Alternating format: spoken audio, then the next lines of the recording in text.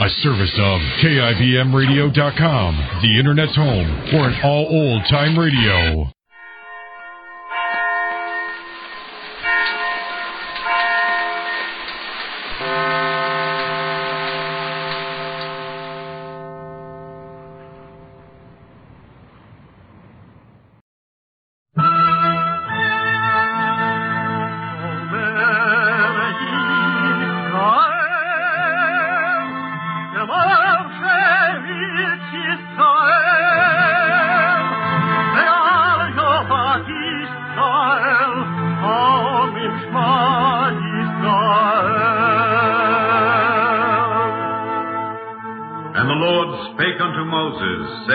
Command the children of Israel that they bring unto thee pure oil olive, beaten for the light, to cause the lamps to burn continually in the tabernacle of the congregation. And it shall be a statute forever in your generations.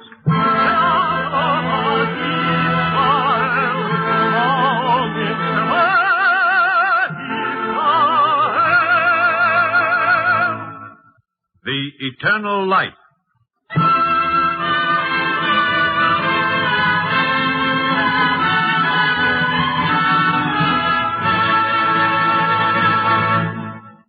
The National Broadcasting Company and its affiliates present Theological. The Use of Adversity was written by Theodore and Matilde Farrow and adapted from a story by Myra Kelly, which appeared in her book, Little Citizens, copyright by Clara Woodhull.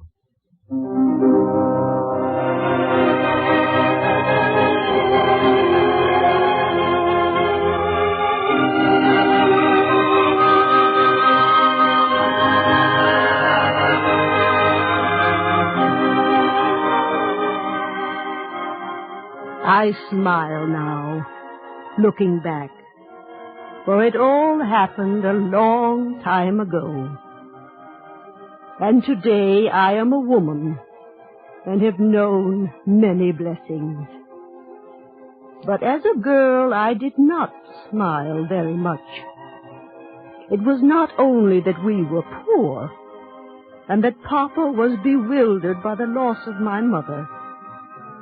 We were immigrants, too. And if the new land was wonderful, it was also strange. It was a time when a president named Teddy Roosevelt was shaking a big stick and calling this bully and that bully. And on the Lower East Side of New York, we did not know what bully meant, or why he was shaking a big stick. But those were not the only reasons for my not smiling. The real reasons were my 6-year-old twin brothers, Samuel and David. Oh, what happened? What happened? You were born maybe without eyes and ears? Look, a ball. Thank you, I see it. Someone threw it? And you could not name the someones? Sammy and David, those Yanofsky twins. Who else?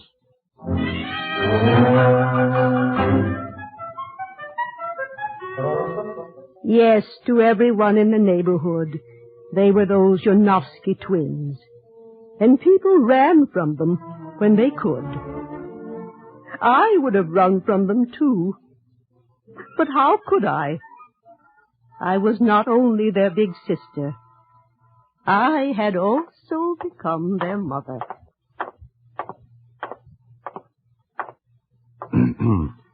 So, Leah, today you take the twins to school? Yes, Papa. You'll talk to them first, tell them to be good. What is it, Leah? Maybe you could talk to them. I'm already late for the shop, and you know the form and how he picks on me. Please, Papa. All right.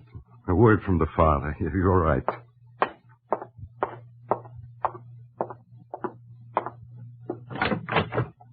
Samuel, David. So, you do not look up when Papa speaks? Today, you will go to Hebrew school. You will go along with Leah. And when you get there, you will behave. You hear me? Good. Leah. Yes, Papa? I talked to them, and they listened. You have nothing to worry about. Tonight I'll be home at the regular time. What is it, Leah? Oh, nothing, Papa.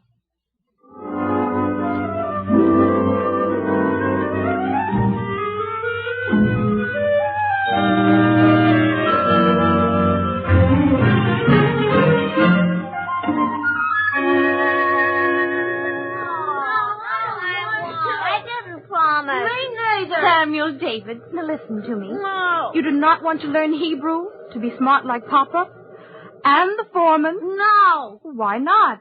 We already go to school, and one school is enough. We're Americans now. We don't have to learn Hebrew. Oh, you're wrong. You are Americans, but you're also Jews. Well, to become one does not mean to forget the other. Now, in public school, they teach you about America. But only in Hebrew school will they teach you what it means to be a Jew. Why, you are lucky. You have a new country to which you belong, and a wonderful past which belongs to you. Now, will you come? No, I don't want to be taught anything. We want to stay here in the street and play. David, Samuel, come back here. Pigs, Mister, Give me a bag of dates. I want a yes? bag of figs. Oh, you have pennies, little man? She has. She? Our sister. Where? Do not give them anything. Oh. They have no pennies. Whatever the lady says. Thank you. No, do not thank me. If I know I'm not to be paid, I'm not tempted to sell. No figs, no school. Well... No, do not give in to them. What else can I do? Can I carry them bodily, kicking and screaming? Oh, that strong I am not. Well, a man maybe could do it. A man, yes, but I am not a man. Excuse me if it sounds like boasting, but I am. For me, it is nothing to pick them up bodily. I have the lady's permission? Yes. Now, come. Pigs, my fine young man, you will eat after school.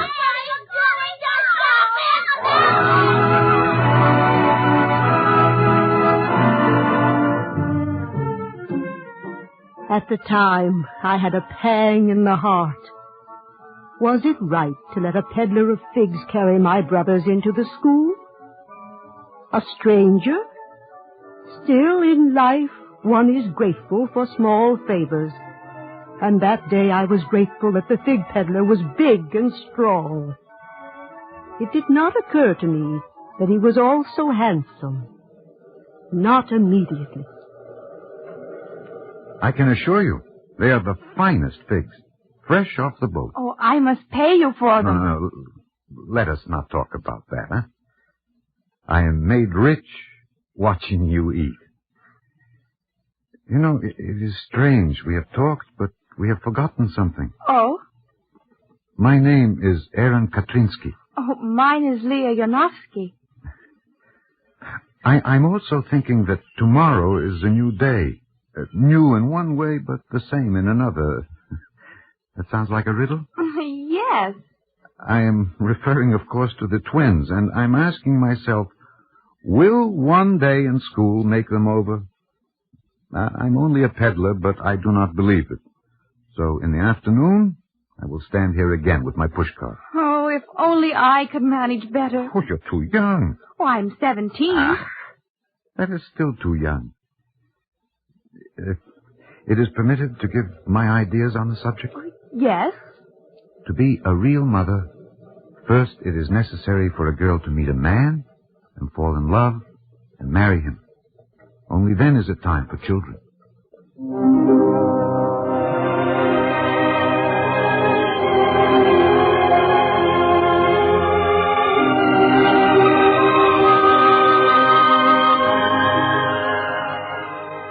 That is what we said at our first meeting.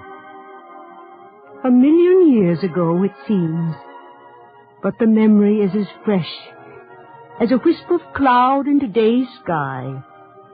And for that memory, I am grateful to the twins. But the next afternoon, I was grateful to Aaron Katrinsky, the fig peddler, for he was waiting for us in front of the school. Good afternoon, Leah. Good afternoon, Aaron. Well, say good afternoon, David, Samuel. Huh? Well, it is not good afternoon that I want to hear. It is the answer to a question. Young men, do you walk with me into the school on your own 4 legs, or do I carry you in on my own 2 legs?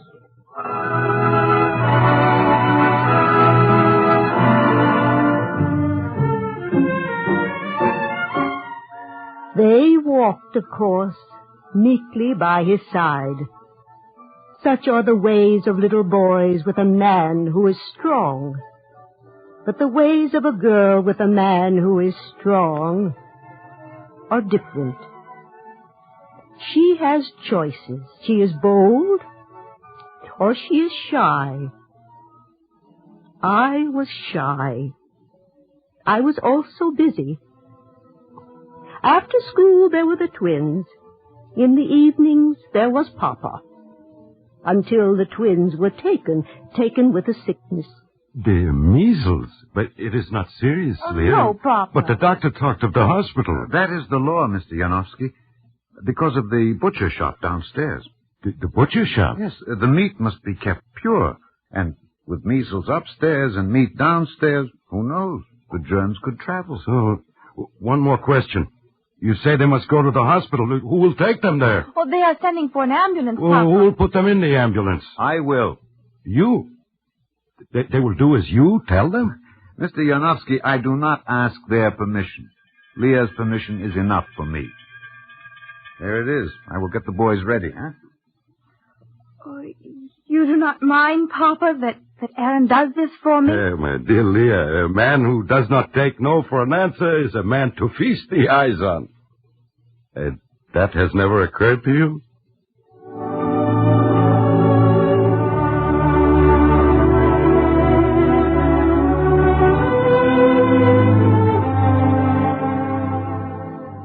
I could not admit it to Papa, but it had occurred to me more than once.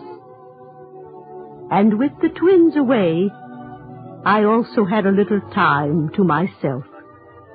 And so time to feast my eyes on Aaron. Would you like a ride on the merry-go-round, Leah? Oh, no, thank you, Aaron. Oh, do not hesitate, please. I have the money in my pocket. Oh, it's not that, but such things are for the twins. Always you think of them. It shows that you have a loving heart, but you must also think of yourself. And we, too, are young. Well, then, perhaps one ride. Well, I won't fall off. How is it possible? I will have my arm around your waist.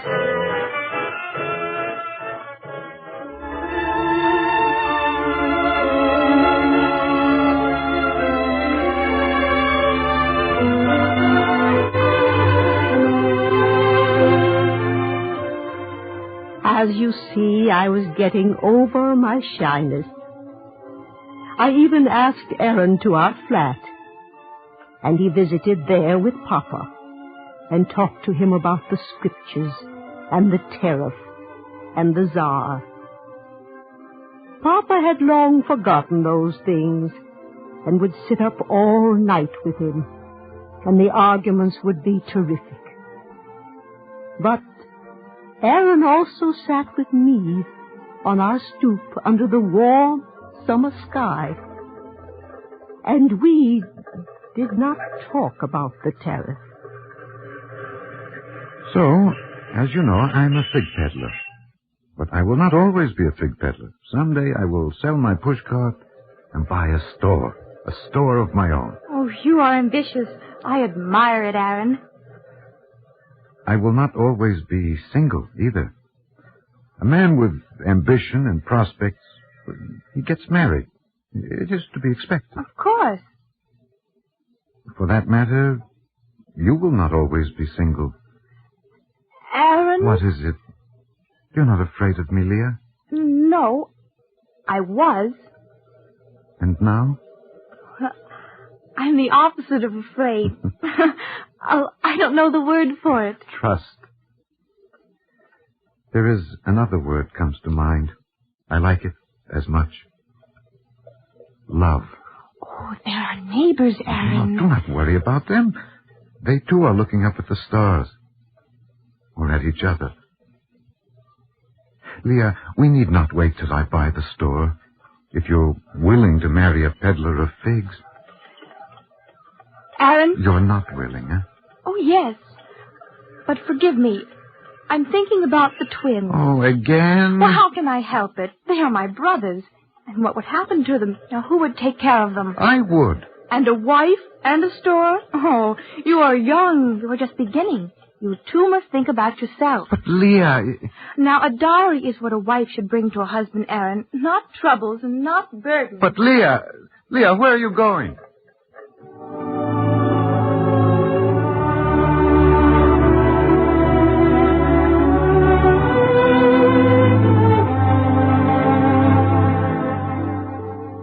I was no longer afraid of Aaron, nor to look into my heart either.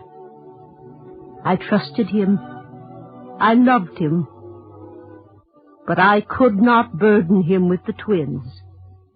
I could ask him to carry them into the school, but not to give his life to them.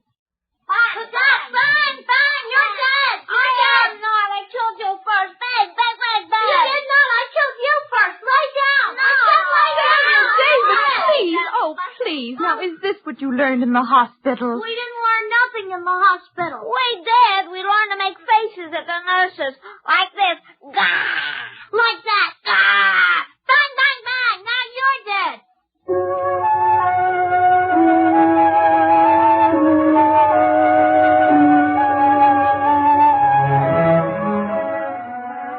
But Aaron still came. If I was shy, he was bold. Not bold like the twins, but like a man who knows what he wants, and that what he wants is right. But now, when he came, the twins were there. If we sat on the stoop, they crowded between us. And then he did not come. A week went by, 2. Even when he bought his store, he did not come to tell me about it. It was Papa who brought the news. Today on Division Street, Leah, I saw a young man, a friend of yours. A friend, Papa? You cannot guess his name? All right, I'll give you a hint. It was Aaron. Oh? A fine store. He's got fruits, vegetables. To know they are fresh, you don't have to pinch them. He's already in it, Papa? He's in it, and so are the customers. 6 I counted, including me, 7. He asked for you, Leah. Oh? That Leah, he said. Such a fine girl. For some man, she could make a wife in a million. Oh, no, Papa, he didn't. All right, I said it. I also said, how about you? Just give her time. Wait a little. And then he did say something? Yes. Man can get tired of waiting. Maybe I can manage the twins. Leah train. Clang. Next stop, New York City. Next stop, Chicago. Maybe he could manage the twins. He has already done so. Oh, no, Papa, I could not ask him.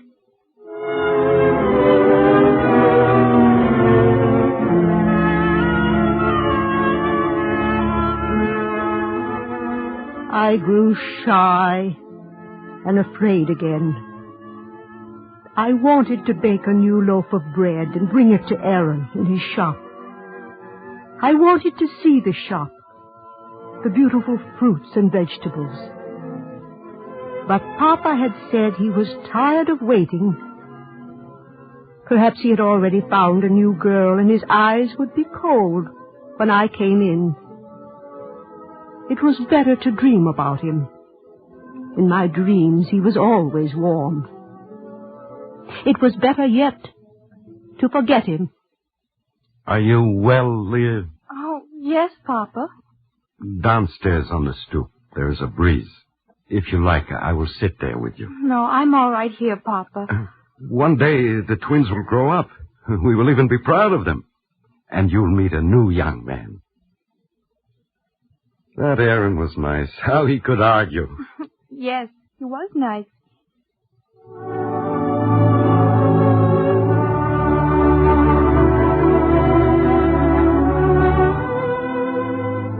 The twins might grow up to be president. First one, and then the other. But the thought did not console me. For I did not want a new young man, only the tall, strong peddler of figs, who now owned a store on Division Street. So I dreamed, and did not forget. Until the twins were taken again. But this is terrible, Leah. Oh, no, it's all right. Do not worry about it. But the pox, it can be fatal. I had an uncle who died of it. But this is the chicken pox, Papa. There's a difference? Oh, a big difference. But the doctor said the hospital. Well, because of the meat. You remember, it's the law. We will put them in the ambulance. Well, they will spend a week in the hospital, and then, God willing, come home again. Will you tell them to dress? Dress? The ambulance will be here soon, and they cannot go in their night clothes, Papa. Oh, of course. Where are they? In their room.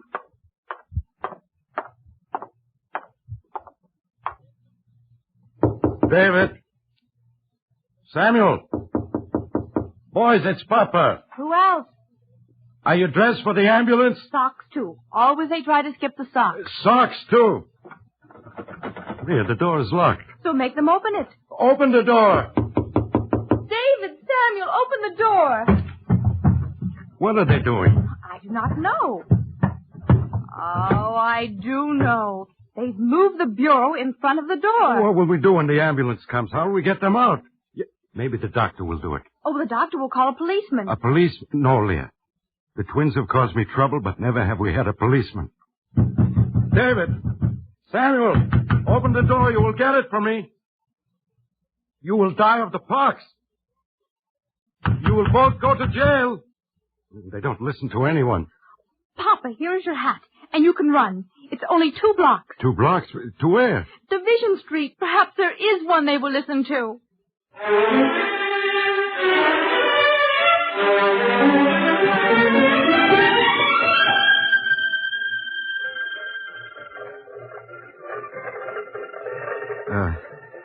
Mr. Yanofsky, a pear? No, thank you, Aaron. I've had one. Mm-hmm. Oh, yes.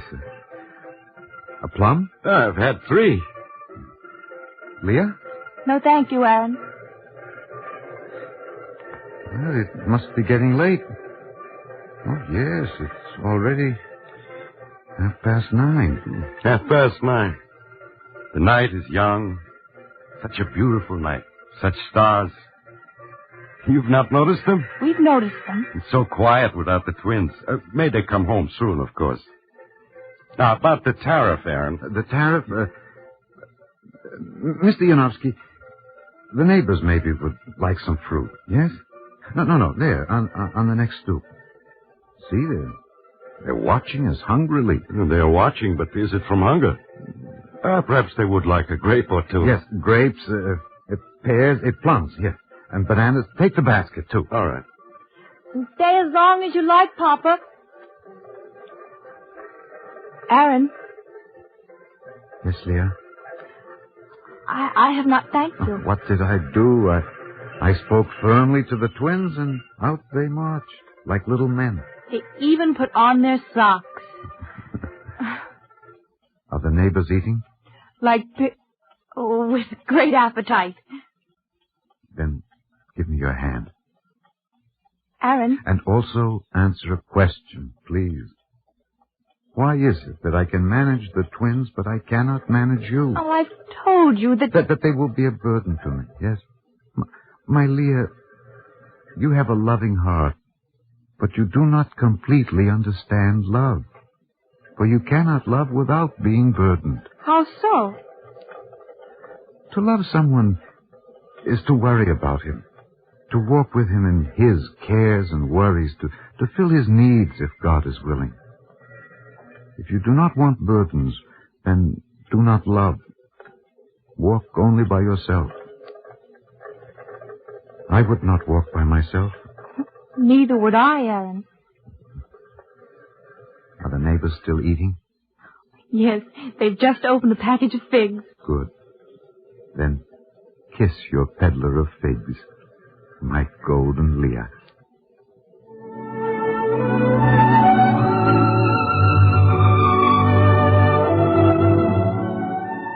Since then, we have walked together.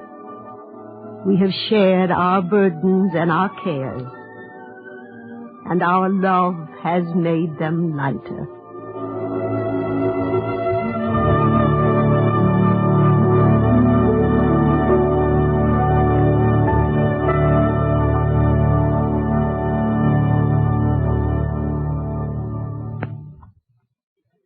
If you would like a copy of today's script, please send your name and address with 10 cents to cover the cost of postage and handling to the Jewish Theological Seminary of America, 3080 Broadway, New York 27, New York.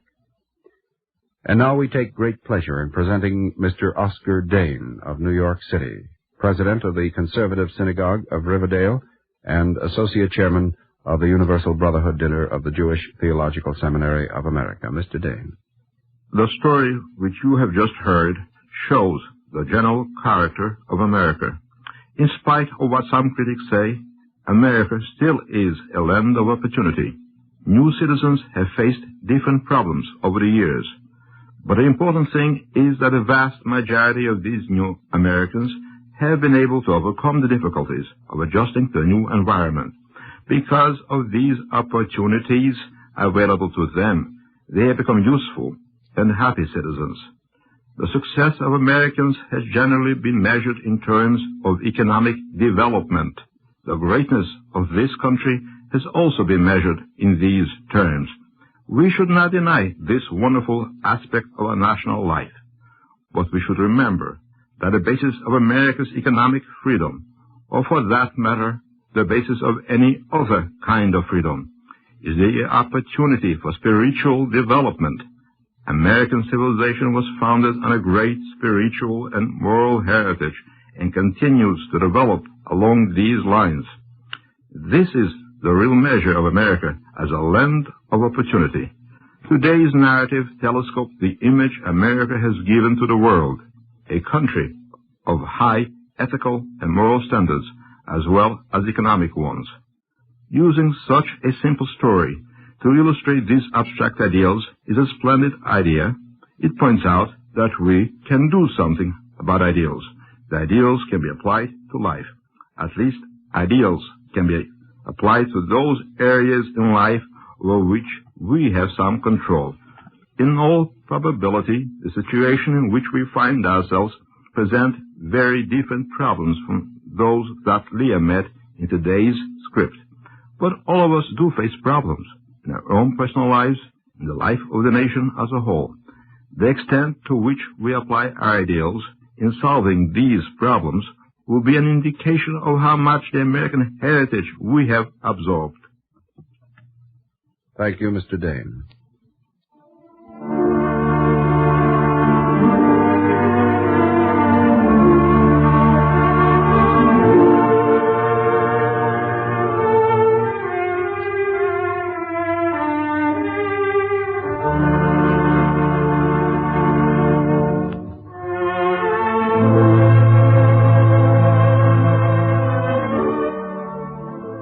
Our Eternal Light drama today, The Uses of Adversity, was written by Theodore and Matilde Farrow and adapted from a story by Myra Kelly, which appeared in her book Little Citizens, copyright by Clara Woodhull. Cantor David Putterman sang the liturgical introduction. Featured in the cast were Abby Lewis, Alexander Skirby, Sylvia Devan, Sarah Fussell, Madeline Pierce, Maurice Tarplin, and George Irwin. This is Mel Brandt. Our program was directed by Walter Erga.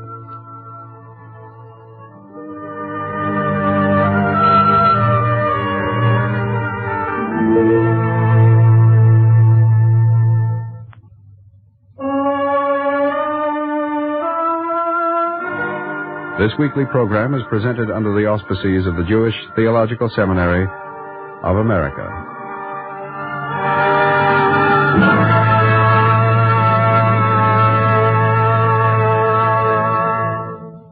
This is the NBC Radio Network.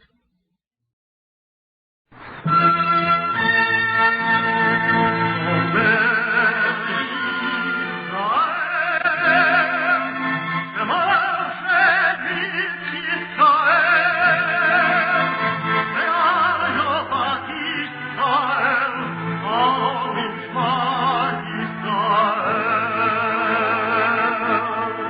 And the Lord spake unto Moses, saying, Command the children of Israel that they bring unto thee pure oil olive beaten for the light, to cause the lamps to burn continually in the tabernacle of the congregation, and shall be a statute forever in your generations.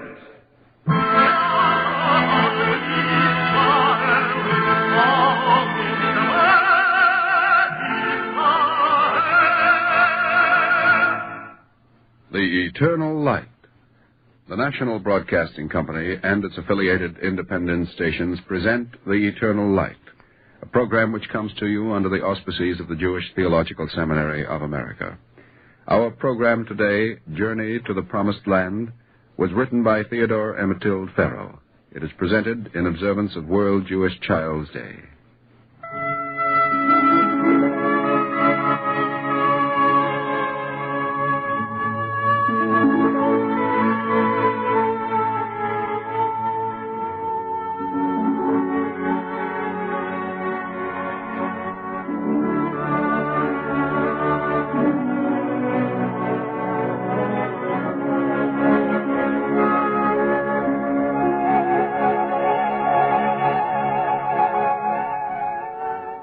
My name is Lise Goossens. I am a citizen of Israel. I live in the city of Jerusalem. Here my 3 children were born. But I was not born in this ancient land. I was born in Berlin. There was madness in the world then, but I, lying in my crib, did not know it. And my mother and father, in this moment of happiness, were not listening to the crowds singing in the beer halls.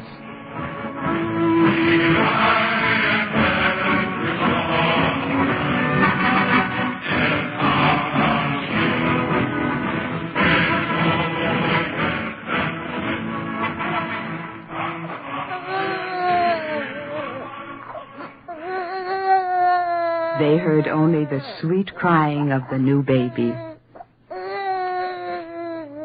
Lise would be a nice name. Lise. Yes, Hans, Lise would be a lovely name. My little one's cradle in the night comes a new little goat, snowy white. The goat will trot to the market, while mother her watch will keep to bring you back raisins and almonds. Sleep, little one, sleep. The goat will trot to the market, while mother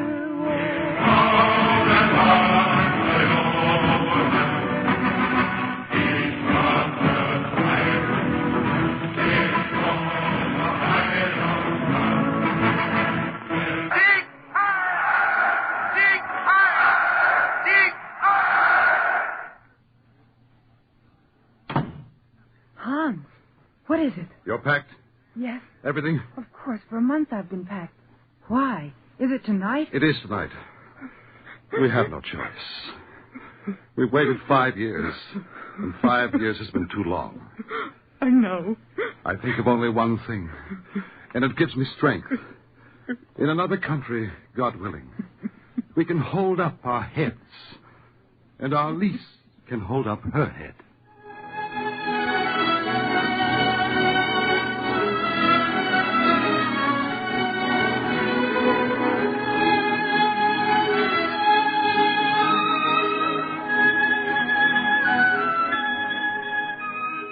I have no recollection of our escape from Berlin, for I was only 5 years old.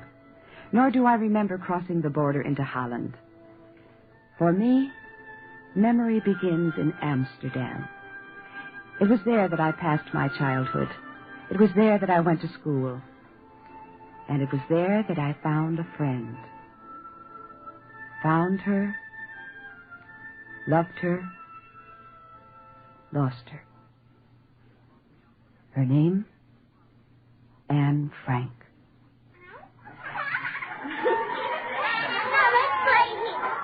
See, Lee, this is a school, just like any school at home. Look, dear. No, there. See all the little boys and girls laughing and playing?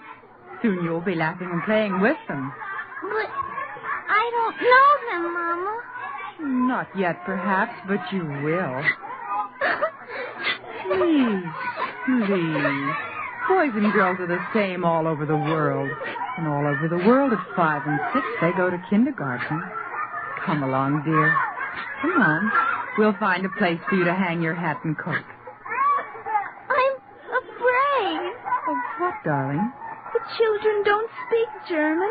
They speak only Dutch. But you've learned to speak Dutch. I only wish I could speak it as well as you.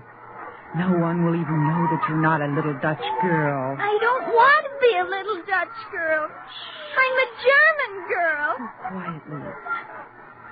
Mama, Yes? why do you and Pop always go shh? It means nothing, darling. It's just a habit. Come on, come with me.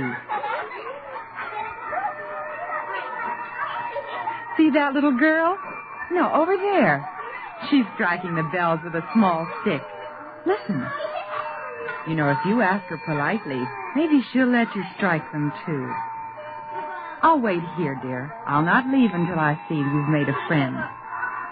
That's right. Go on. Go to her. Hello. Do you like to play with bells? I don't know. I've never done it. Listen. Now you try. It's your turn.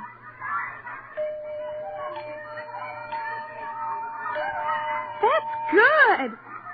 Is it all right to hit them hard? Why not? The bells won't mind.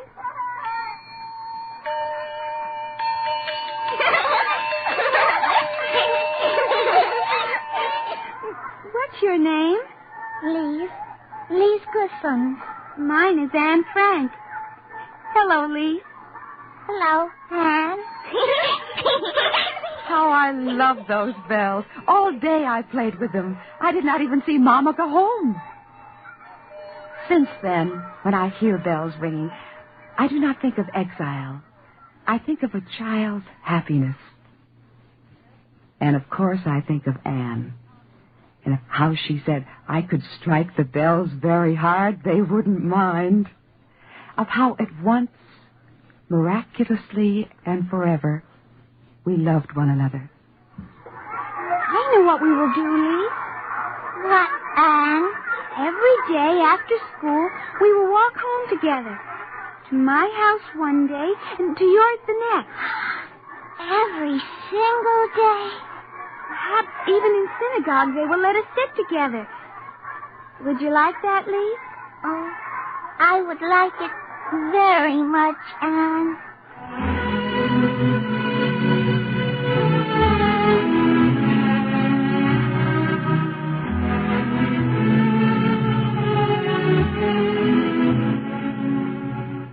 The pledge of friendship made, we honored it, as only children can, freely and passionately.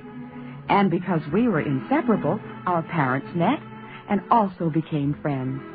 While Holland was still at peace, the two families were often together. I remember something very funny. I had an uncle when I was a boy.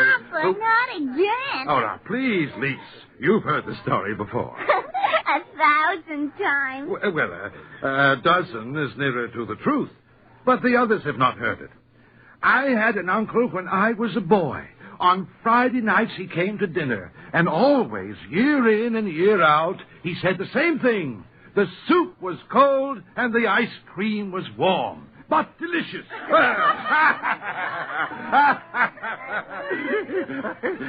You know, it always made my mother angry, even though she knew that Uncle was only joking. You see, Lise, everyone laughed. Yes, Papa. Well, it's easy to laugh about things that happened long ago.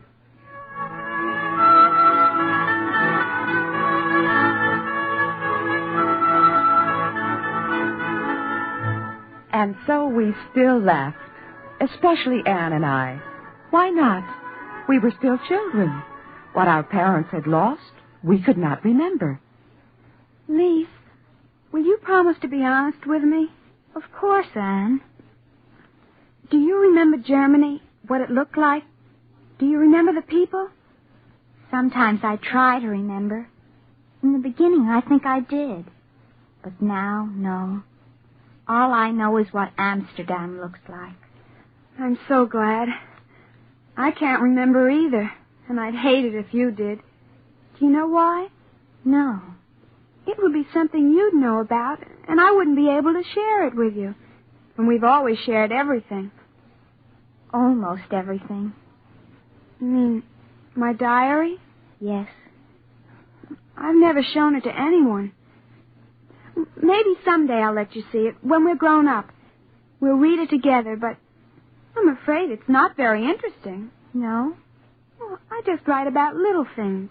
You and me, and Mama and Papa, and what happens every day, and other little things.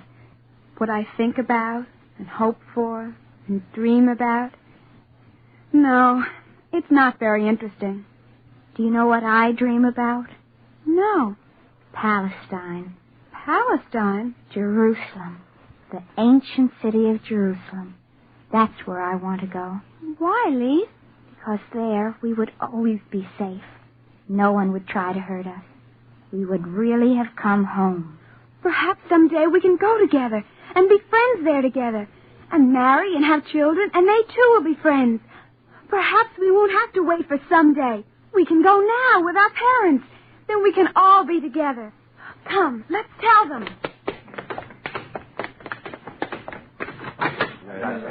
We have a plan. Listen, everyone. What's all the excitement about, children? We're going to Palestine. All of us. So we can always be safe and happy. So we'll never have to be afraid again. Mama, what is it? Nothing. Don't you want to go to Palestine? Of course I do, dear. I guess I'm just an old crybaby.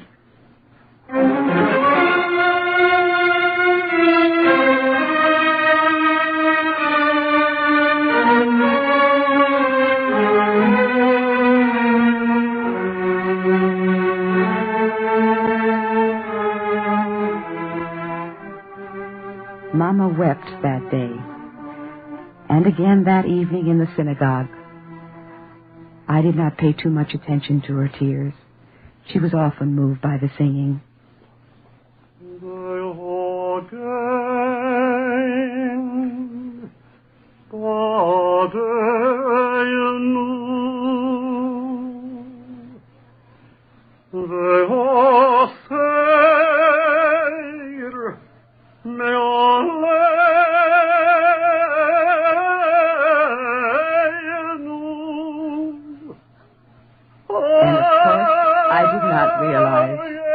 That she and Papa knew even then that they would never see the promised land.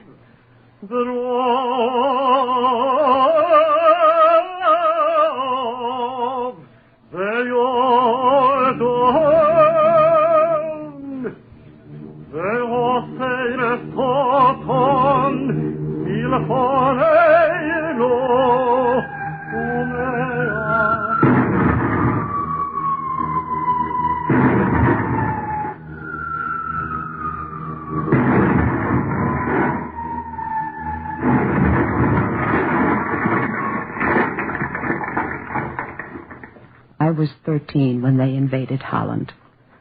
Only 14 when Mama died in childbirth. But I was no longer a child, for the little one who should have been my sister became my daughter. To my little one's cradle in the night comes a new little goat, snowy white. The goat will trot to the market, while mother our watch will keep. I do not understand it. Such a time to be born. Yet, look at her. She wears fat pink cheeks. And even in her sleep she smiles. Sleep, Rachel. Sing, Lise. Little goat, snowy white, the goat. For a few years they let us live.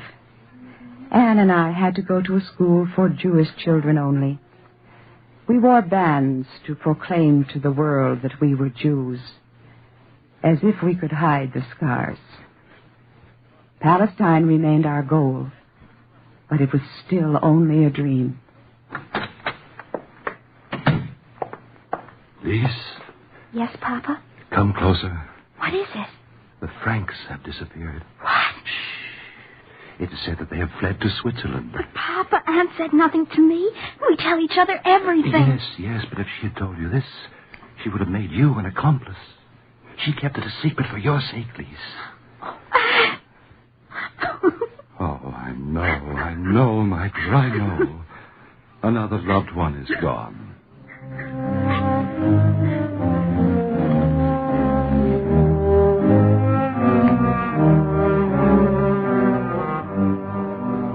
I prayed for Anne that night, and for many nights. We did not know, of course, that she and her family were not in Switzerland, but were hiding in Amsterdam. But even as we prayed for their safety, our turn came. We were put in the concentration camp in Westerbork. Later we were condemned to Belsen. It was there that I met Anne again. The Franks had been tracked down and caught. I say that I met her, but I didn't see her. I only talked to her. Between us, separating our compounds, was heavy barbed wire covered with straw. Lise Goosens? Yes? Come. Where? Just come. She's waiting for you on the other side of the barbed wire. Follow me. Who is waiting? A girl. She says her name is Anne Frank. Anne? Shh. Call to her softly. Anne? Anne, it is Lise. Lise? Yes. Oh, Anne, I thought you were safe. That perhaps you'd found the way to Palestine. No, that was only a dream. Lise? I'm here, Anne. Say something to me. Anything. Just so I can hear your voice again. Are you well, Anne? I am alive.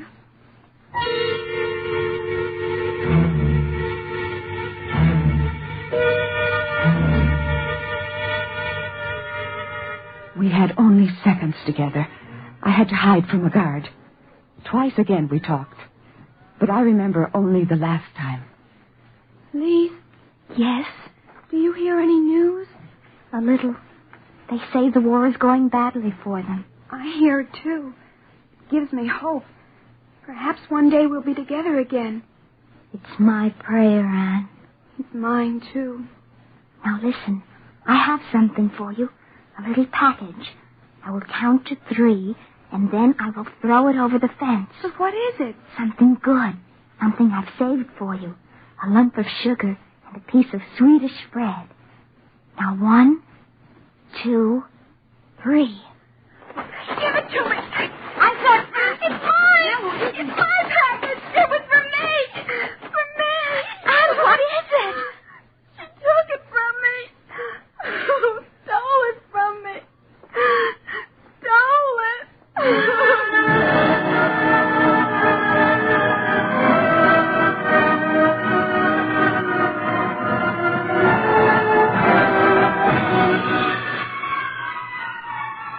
It was the last time I was to hear Anne's voice.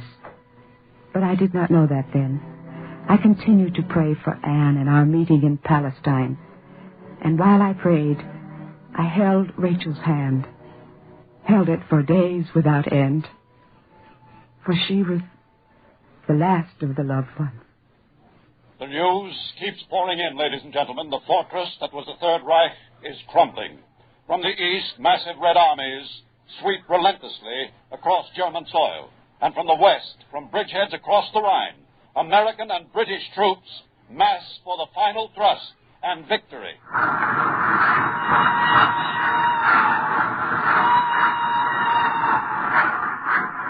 At the moment of liberation, and for the 2 weeks that it took before the last shot was fired, many hundreds of us were taken from Belsen and put in cattle cars, 50 to a car, with barely room enough to lie down. Many died from exposure and malnutrition. First we moved east, then west, back and forth, again and again, hopelessly and aimlessly, as the armies of liberation closed in. I looked for Anne, but I couldn't find her. But there were other cars, other trains, taking people away from Belsen. And so I still hoped.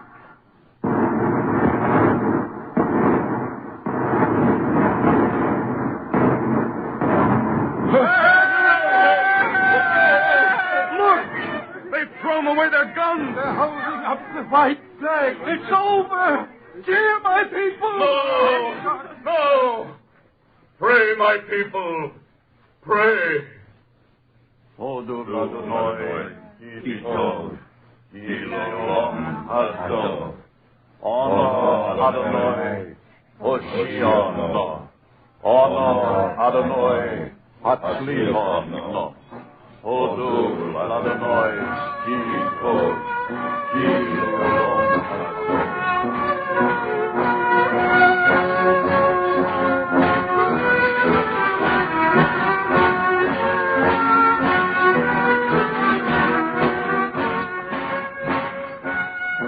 To all Jews who have been liberated by the Red Army, this is the town of Schilde near Frankfurt on Oder.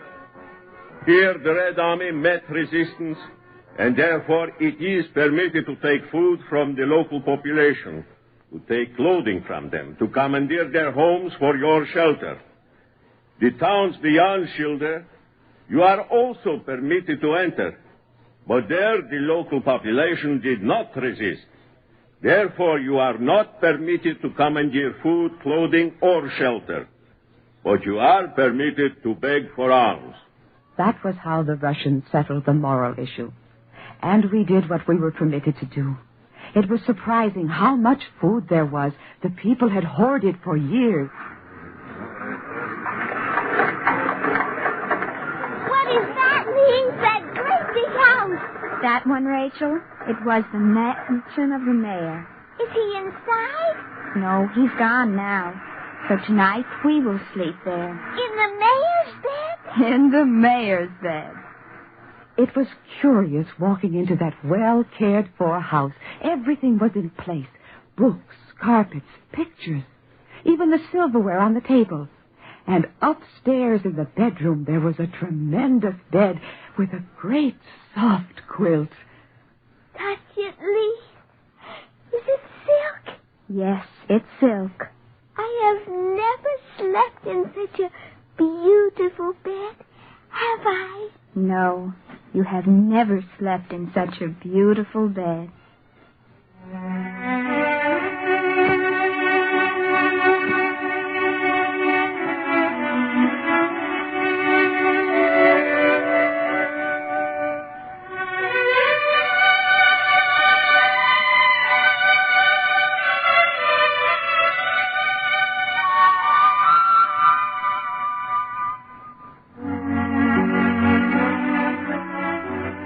The journey wasn't over, but we had come at last to a resting place. It was the first of many, and Rachel and I were alone. We had left Papa in Belsen. No kin of ours still lived, but still I hoped to find Anne. Then one day I realized the search was over. In Holland again, I met one of the teachers whom Anne and I had had in school. But you don't know me. I'm Lise. Lise. Of course I know you. And this must be Rachel. Tell me, is the school still here? Have you heard anything about Anne? The school is still here. You've grown so, Lise. But Anne... Will I ever see her again? No, Lise.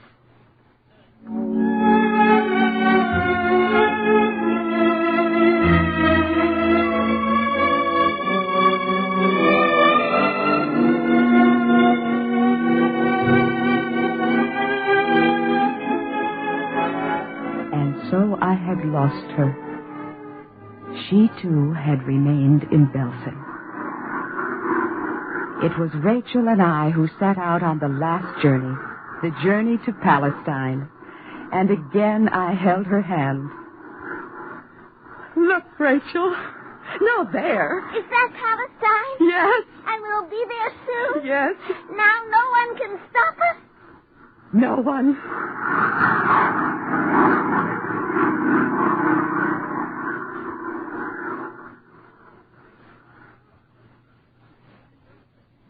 The year was 1947. We had arrived in time for another war. But nevertheless, we had come home. The pilgrimage for us was over. We had reached the promised land. But there were many who did not reach it. My mother and father, the Anne Franks. But they are not forgotten. In Israel, although we're building a new world for ourselves, we are also erecting a monument to the dead. Not with our tears. We have shed too many. But with our hearts and our minds, and with a faith that has endured for thousands of years. Today in Israel, as I walk down the sunny streets with my own children's hands in mine, I remember the dead. And I think of that.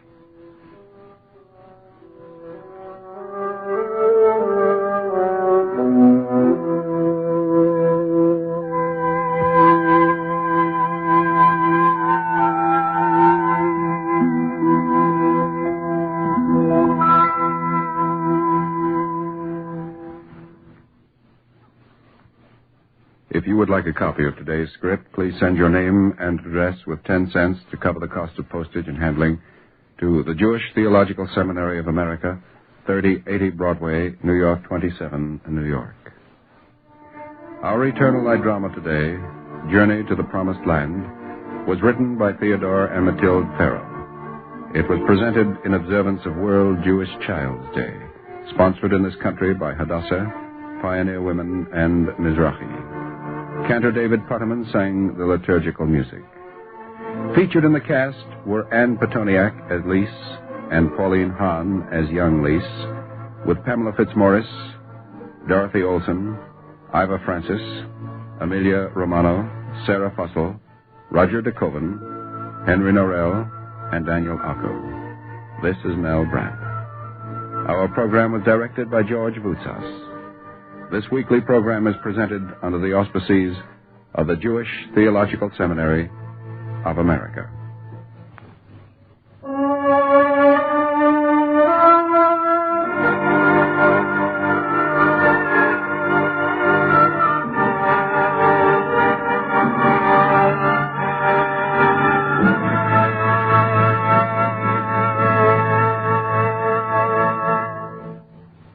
This is the NBC Radio Network.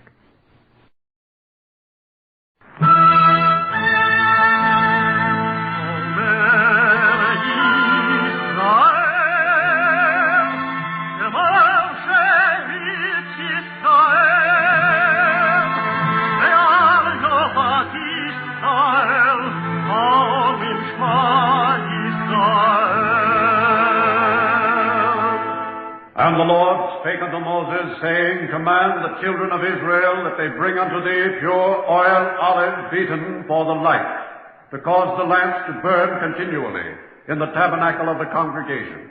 And it shall be a statute forever in your generation.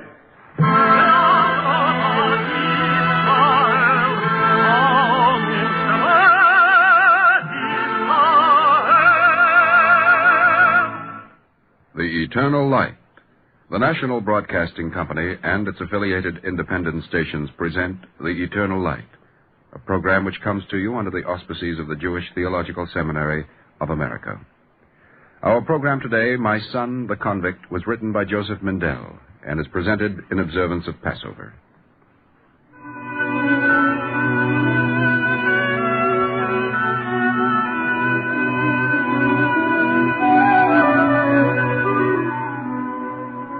Maybe the story is not only about my son David.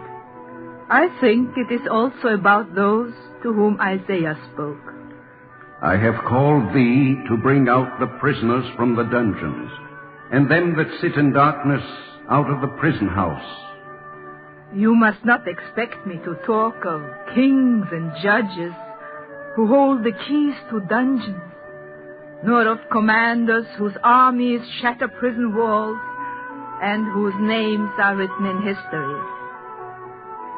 In this season of remembrance of an ancient liberation, I will tell you about those of little names, who must learn other ways to open locked gates.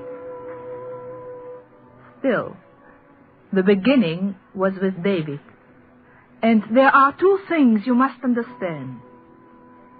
It happened in Poland just before Passover. David was 10 years old.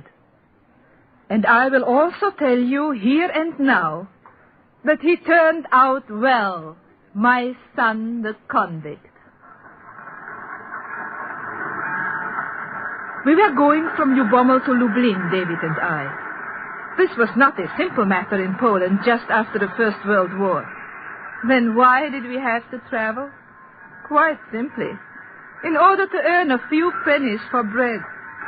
It was a question of buying in Lubomel tea, maybe tobacco or a few eggs, and selling in Lublin where the price was a little higher. It was a risky business, especially with a 10-year-old boy. You don't have to worry, Mama. I know what to do. Not so loud, David.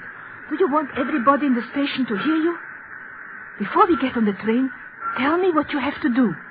It's the same as always, Mama. Then you should have no trouble telling me. Well, David? All right.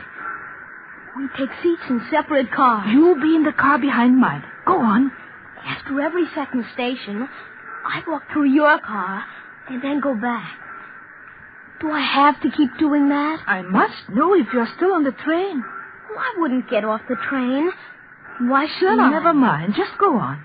Well, all the rest of the time, I make believe I'm asleep. And if the conductor asks for your ticket?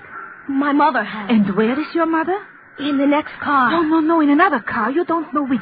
Talking to a friend. Do you hear, David?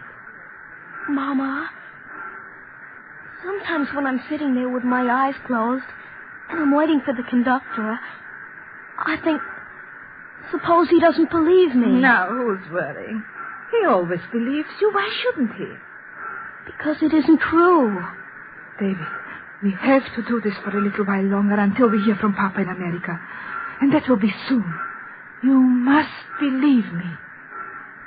Don't turn your face away, David.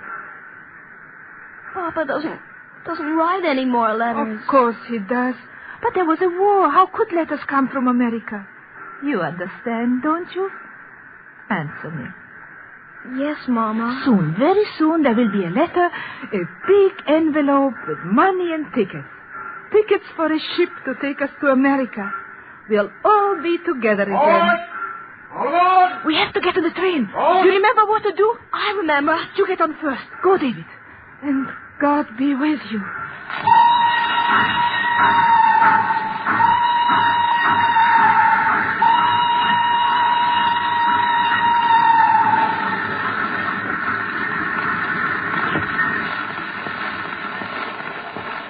Excuse me, please. Are you sick, boy?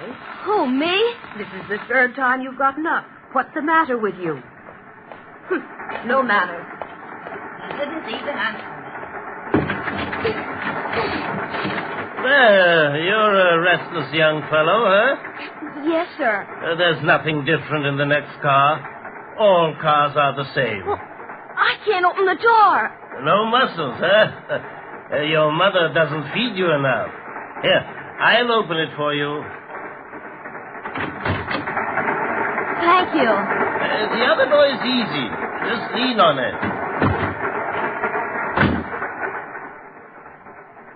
Mama. David! Don't stop. Walk past me. I have to talk to you. You must, David, not now. Well, I have to talk to you, Mama. He asked me twice for my ticket. You know what to say. Well, the second time, he said, "Where is your mother?" You don't know, that's all. But he said, "I'll find her. Tell me what she looks like if you can." You mustn't get so upset, David. Sit in another place or go to the car ahead. Only quickly. You mustn't stand here talking to me. He looked at me so hard, Mama. I'm sure he knows me. Suppose... No, don't suppose, David. Listen. You know where I am. If anything happens, come right to me and I'll take care of everything. But nothing will happen. I'm sure of it. Go back to your seat and close your eyes. Maybe you'll sleep. Wait. No one is looking. There. A mother is entitled to kiss her son.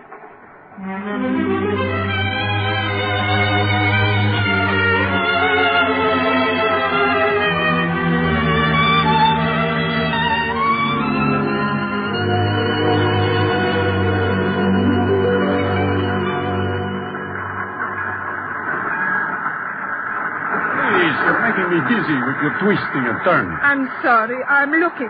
That is, you didn't happen to see a boy walk through the car? A boy? After the last station. What boy? You got on the train alone, didn't you? Yes, of course. Excuse me. Did you notice? Wait. There was a boy. Just a minute. I want to see what's happening out there. That's the way to handle it. No nonsense. To tell the truth, I was beginning to be suspicious myself.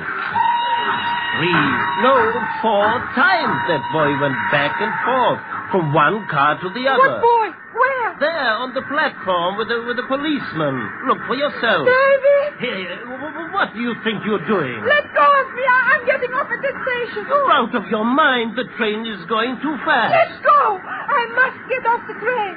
You'll have to wait for the next station. David!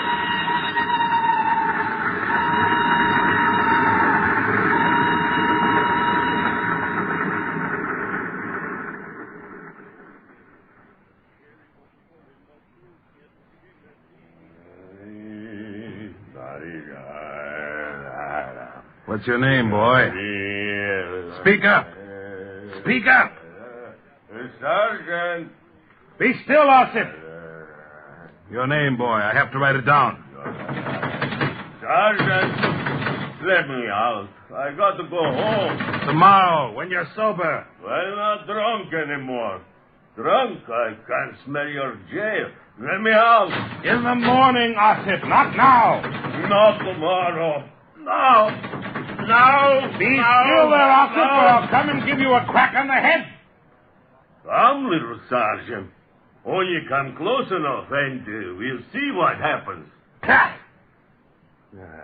Now listen to me, boy. I'm not the train conductor, and I'm not the policeman who brought you here. When I talk to you, you answer me. What's the matter, Sergeant? Not enough men to arrest? You have to arrest children? Business is bad, eh, Sergeant? Shut up, you! Now, for the last time, boy, what's your name? Well, you've lost your tongue, have you? Maybe I can help you find it. Here, you! Come back! So you think you can get away from me, huh? I'll show you. Now march, young man. Here, Ossip. Here's company for you. Thanks.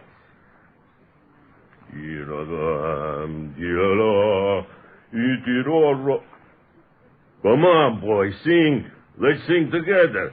We will put our arms around each other and... No. What's this? What, you afraid of us? Afraid of me who never harmed a fly except maybe by accident when I'm drunk? I just don't feel like singing. But I feel like it. Then sing. Sing, I tell you.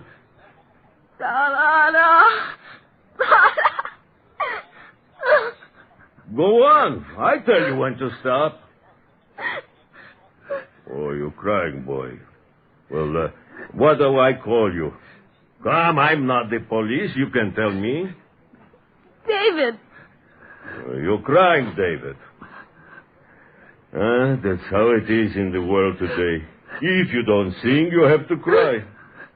Only, David, that's no way to cry quiet, holding it in to yourself. Let your heart melt and run out in tears. When you have the misery and you cannot get drunk, what else is there to do? Come, lean on me, David, and cry out your misery.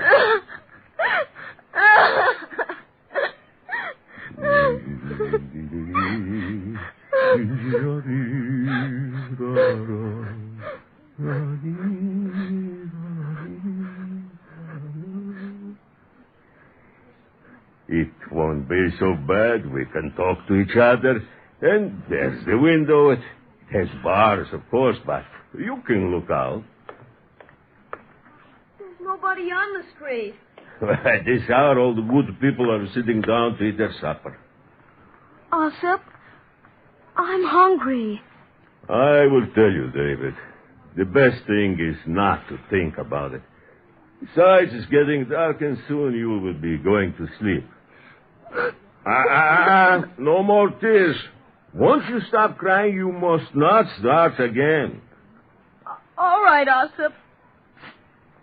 What's that? Ossip. Don't be frightened, David. It's only Meyer. He's looking in the window. Ossip, are you there? Of course I'm here, Meyer. It's Sunday night, isn't it? You're not alone. Well, as it happens, no, there is a boy. Why is he here? Why? Because the sergeant of police put him here. Did you come to ask about him or me? Oh, please, I don't have to ask about you, Ossip. I know. It's true, Meyer, true. As for the boy, I'm not sure. Something about a train and a conductor and a ticket. Yeah, I see. Tell me, is the sergeant still here? Where should he be? I thank you, Ossip. Good night. Hey, stay a while, Meyer. Where are you going, Meyer? What do you think of that, David? He went of his own free will. And mind you, he went right into the police station.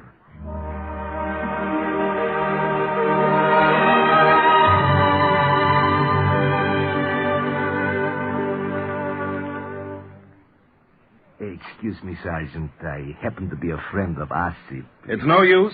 I won't let him go, not until tomorrow morning. No. I was only introducing myself. There's a boy in the cell, too. Oh? What do you have to do with the boy? I was just curious. Perhaps you can tell me... Where is he? Where is my son? Here, woman. Don't you shout at me. Mama? Here I am, Mama. David! It's my fault to make a child travel alone like that. Don't cry, Mama. I'm all right now. Mama, I'll never do it again, even if we starve. You can't come breaking in like this. What have you done to him? Out of here at once. My poor David. Locking you up with a criminal. Ossip didn't do anything. He was just A drunk. drunkard. To terrify a child. No, Mama. I'm not afraid of Ossip. I will not say this again. Get out of here at once, or I'll lock you up together with your son. Please, do as the sergeant I says. won't leave without David. For David's sake, let me handle this. You can talk to the boy through the window outside. Sergeant, dear, you know how women are. Not in my police station. Of course not. About the boy. There is nothing to be said.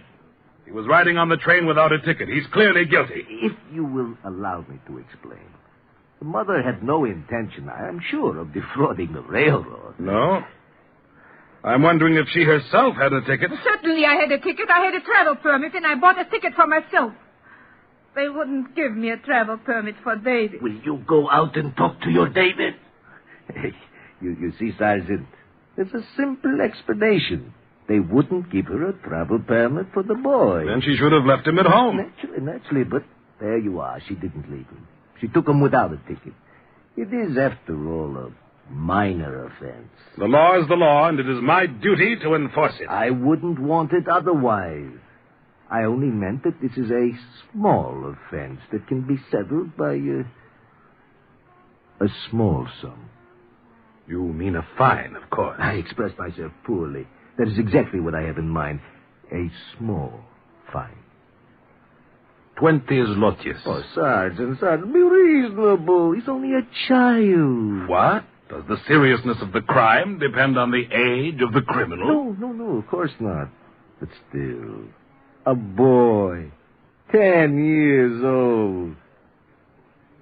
10 zlotys, Sergeant. An offender must be punished, or else what becomes of the majesty of the law, huh? 15 zlotys, or good night. Oh, surely 12 is enough punishment, no? No. 13? Well, then, as you say, 15. If you'll be good enough to unlock the cell. The money first. You realize I don't carry such sums as 15 zlotys in my pocket. Then get it. At this time of night. I'll bring the money in the morning. In the meantime, the boy stays here.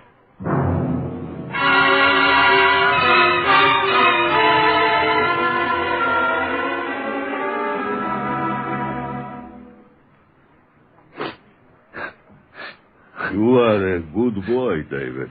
You didn't cry when your mother was here. Well, I'm not crying now. Oh, of course not. She'd cry if I did. I don't want to make her cry. Well, it's not the worst thing in the world. But I see what you mean. You know, your mother is right. They shouldn't lock you up with a drunkard like me. It'd be worse if they locked me up all alone. Would it not? I thank you, David. I thank you very much. Osip, when the sergeant turns out the light, is it very dark in here? Oh, sometimes there is a moon. Tonight? Tonight there is no moon. But it doesn't matter. You'll be asleep before you know it. Of course, you have to know how to arrange yourself. Oh, I've never slept in a prison before. The bed is only a wooden board, but what of it? It's the pillow. A person has to have a pillow for his head, doesn't he? At home, I like a hard pillow. Aha, that's good. I'll show you something. Take off your shoes. So, go on, take them off. Now, watch what I do. You wrap the shoes in your coat, like this. You see? A pillow. Now lie down and close your eyes. Thank you, Osip. Good night. Good night, little turtle. Baruch atah Adonai, Eloheinu melech haolam, hamapil chevla sheino al einai, utnuma al afapoi. What is that you're saying to yourself? It's the night prayer. Ah. David, I want to ask you, that is... What? Will you say it also for me? Praised be thou, O Lord our God, King of the universe, who causest mine eyes to close in sleep. May it be thy will, O Lord my God, and God of my fathers, that I lie down in peace, and that I rise again in peace.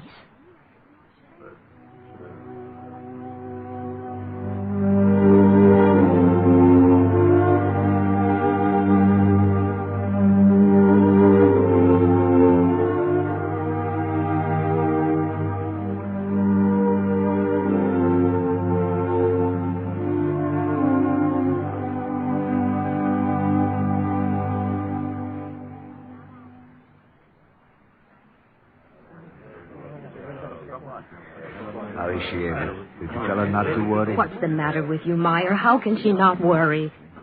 Poor woman. I persuaded her to lie down for a while. Oh, good. Things look.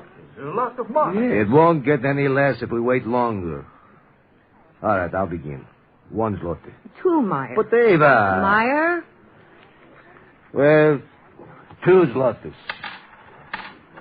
1.5. This was a bad week for me. And I have a question to ask. Oh, later. First, we have to get together 15 zlotys. Come, quick. I have been thinking about it. Are we doing the right thing? What kind of a question is that? Please, Eva, you know me. You know that my heart goes out to that poor woman and her son, but there are some things that must be said. Then put your money on the table and let it talk for you. Listen to me. What will be the end of this? I don't know what you're talking about. Someone is in trouble. A boy is in prison for whatever reason. For what reason? You know as well as I do. Of course I know, and I also know that if the sergeant wants to arrest somebody, anybody, he will always find a reason. You mean deliberately, in cold blood? Do you find it so difficult to believe? When you put it that way, no. It is not difficult to believe. And we? What are we doing? We are encouraging him. He will continue to find victims if he knows that we will pay the ransom. Well, it's true, isn't it? Well, you know it's true. Sounds logical. What do you think, Meyer? I don't know what to think. You know, Meyer, but you're afraid to say it. I'm not afraid. It may be that you are right. There. Meyer, your wife sets you a good example. It may be as you say, but Eva, for a woman you have a fine logical mind. But it is not a question of logic. Now, Eva. Don't you understand? A boy is locked up in prison, alone, frightened. You don't have to remind me. But if we teach the sergeant a lesson, if we refuse to pay now, think how many others will be saved from prison cells. I am not arguing with your logic, and this does not have to be a precedent. But now, at this time, at this season of the year... What's true is true, no matter when. Oh, listen to me. In the morning, we begin to make ready for Passover. And tomorrow night at the Seder, we recall the bondage of long ago and the setting free. And remembering, we open the doors of our houses and say, let him that is hungry come in and eat. Let him that is needy come in and make the Passover. Listen to me. I also have a question. Will you open one door and leave another closed?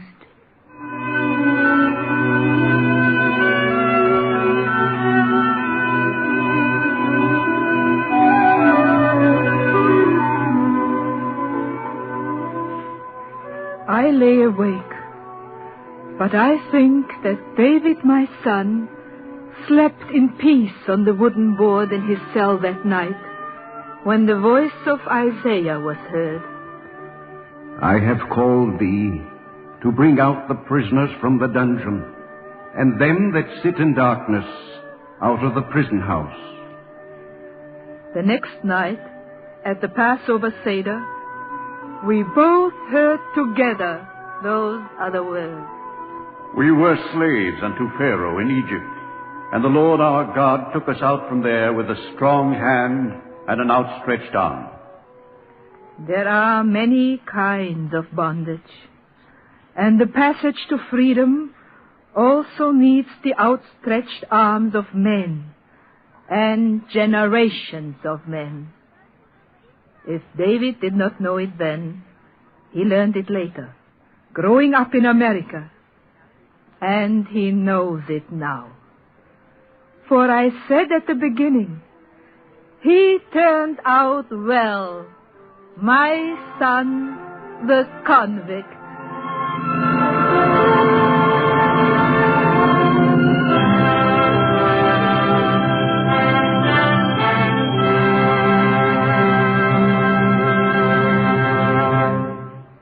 If you would like a copy of today's script, please send your name and address with 10 cents to cover the cost of postage and handling to the Jewish Theological Seminary of America, 3080 Broadway, New York 27, New York. And now we take great pleasure in presenting Mr. Joseph Wall, President of the Universal Brotherhood Dinner of the Jewish Theological Seminary of America. Mr. Wall.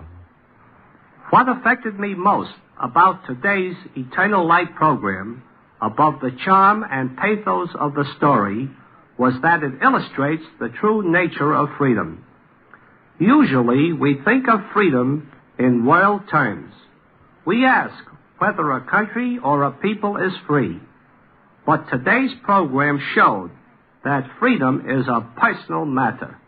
Its significance is woven into the very texture and nature of our private lives. In the United States, this concept of personal freedom is embodied in the basic documents of our democracy. The Bill of Rights guarantees that individual freedom cannot be taken away unjustly. It is part of the air we breathe and cannot be bought or bargained for. It is true that perfect freedom for all individuals in this country has not yet been achieved. However, the progress which is being made speaks well for the guarantee of personal freedom which the founding fathers of this country sought to perpetuate. The holiday of Passover we celebrate this week is a festival of freedom. It is a symbol of freedom for all the world. And the image we have of the children of Israel crossing the Red Sea parallels the exodus into freedom of the pilgrims to America. Indeed, the founding fathers considered using the biblical exodus as the seal of the United States. As we celebrate the Passover holiday, we should remember that individual freedom is the essence of a good life. It is a right which we must constantly and continuously defend.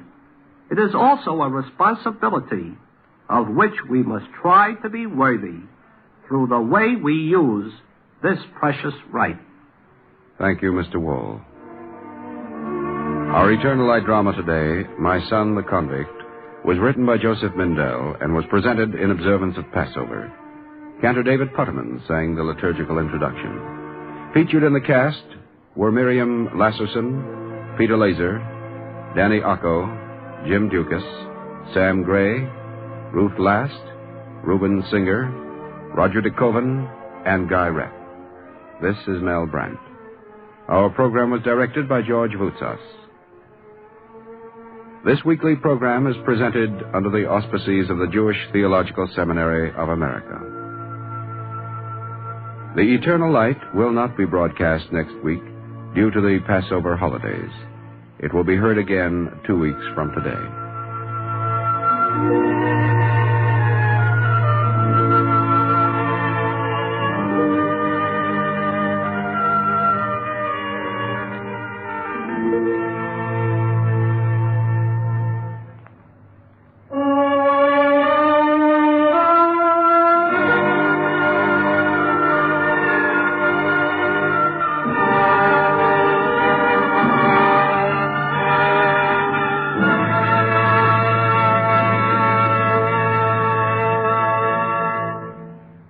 This is the NBC Radio Network.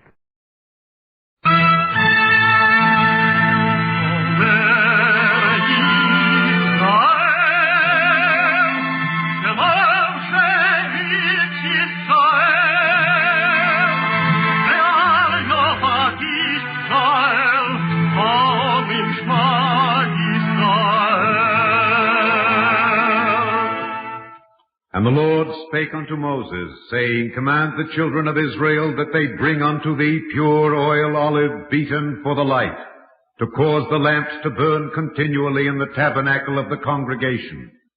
And it shall be a statute forever in your generations.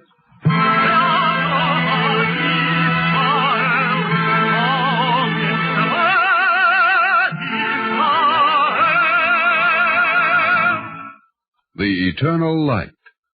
The National Broadcasting Company and its affiliated independent stations present The Eternal Light, a program which comes to you under the auspices of the Jewish Theological Seminary of America. Our program today, Icarus in a Wheelchair by Virginia Mazer, is based in part on an unpublished manuscript, Companion in Flight, by Mrs. Eva Frost. Doctor, tell me the truth. I can take it. Patient suffering from spinal cord injury at level of C4. Will I ever be a normal human being again? Paralysis of both lower extremities. Partial paralysis of upper extremities. In addition to motor and sensory paralysis. Complete sphincter paralysis. And impairment of bowel and sexual function. Give it to me straight. Will I ever be like everybody else? Once you had that dubious distinction, David Stern. The year your country called you into service, you were very much like everybody else. Today, you belong to the Wheelchair Battalion. You're one of the thousands of nameless, faceless, paralyzed veterans of World War II who, unremarked by most of us, fight a day-by-day, hour-by-hour private battle with pain, despair, frustration. This is your story, a true story. At least as much of the truth as the rest of us would choose to hear. Doctor, tell me the truth. Will I ever be a normal human being again? Will I ever be like everybody else?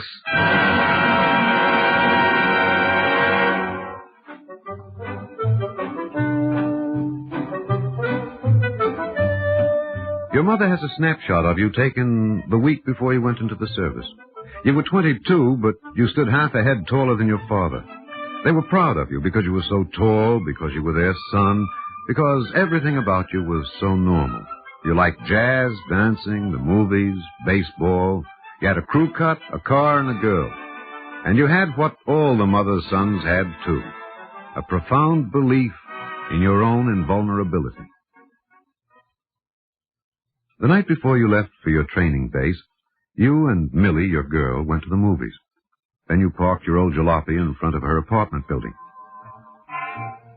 I wish I could afford to buy you a ring. I'd like a ring, but I guess it doesn't really matter.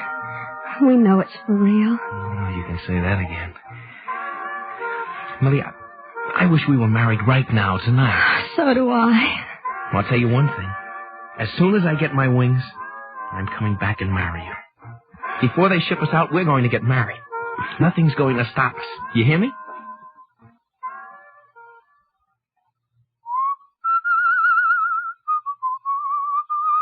And so you went into the wild blue yonder, unthinking, unafraid. What was there to be afraid of? The sky was a round blue pond, like the summer ponds of your childhood. You sailed it as you sailed your little boats. The sky was the great western plain, and you rode it like a cowboy with a swagger. Look, Mom, I'm flying. The sky was the floor of heaven, and you walked it pridefully, one of the elect. Look, Millie, the evening star, big as a diamond in Tiffany's window, and I'm going to send it to you for a wedding ring. Take care, child of Icarus. You have overreached yourself. As you plummet downward like a blazing star, you know that the earth, not the sky, is your home.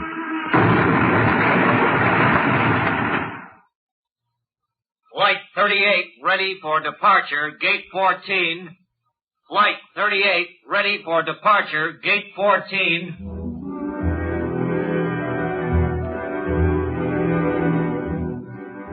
They sent for your mother to come, and she took the first plane south. To a south where overnight war had transformed cotton fields into flying fields and runways. All the way she clutched the telegram in her hand, the letters squirming like snakes before her eyes. At Atlanta, she changed planes, and a voice spoke to her out of the void. Drink it. You'll feel better. It's hot. What is it? What is it you want me to do? It's coffee. I told them cream and no sugar.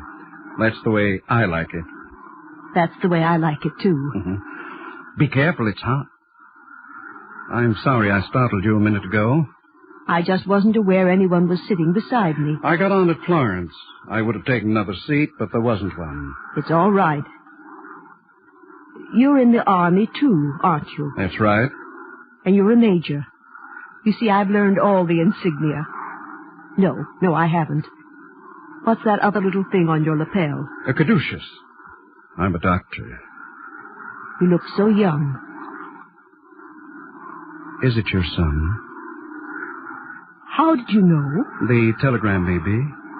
Or maybe the way you look. One senses these things. I'm in trouble, too. Tell me. My wife, she was going to have a baby. They sent for me. The baby, it lived for a few hours, then it died. Oh. Was it the baby a boy or a girl? A boy. I don't know what to expect. They said injured. Seriously injured. I see. Looks like we're coming in for a landing. You'd better tighten your seatbelt. Yes, I'll tighten my seatbelt.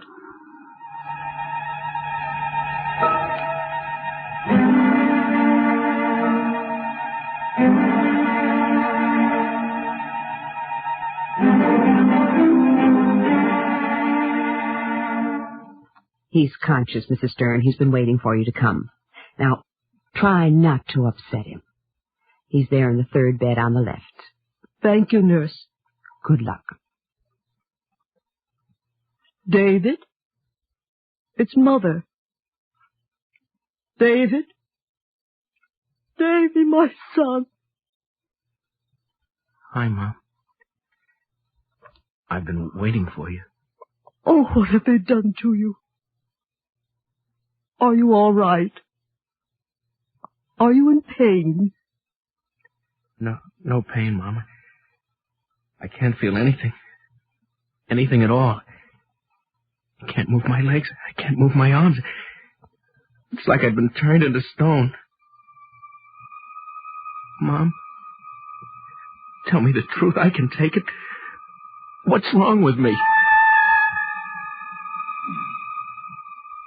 Nurse, tell me the truth. What's wrong with him? Mrs. Stern, the doctor will be here any minute. This is his office. He's on his way. He knows you're here. But he will get well, won't he? Now, please let the doctor tell you. He's coming. Oh, here he is now.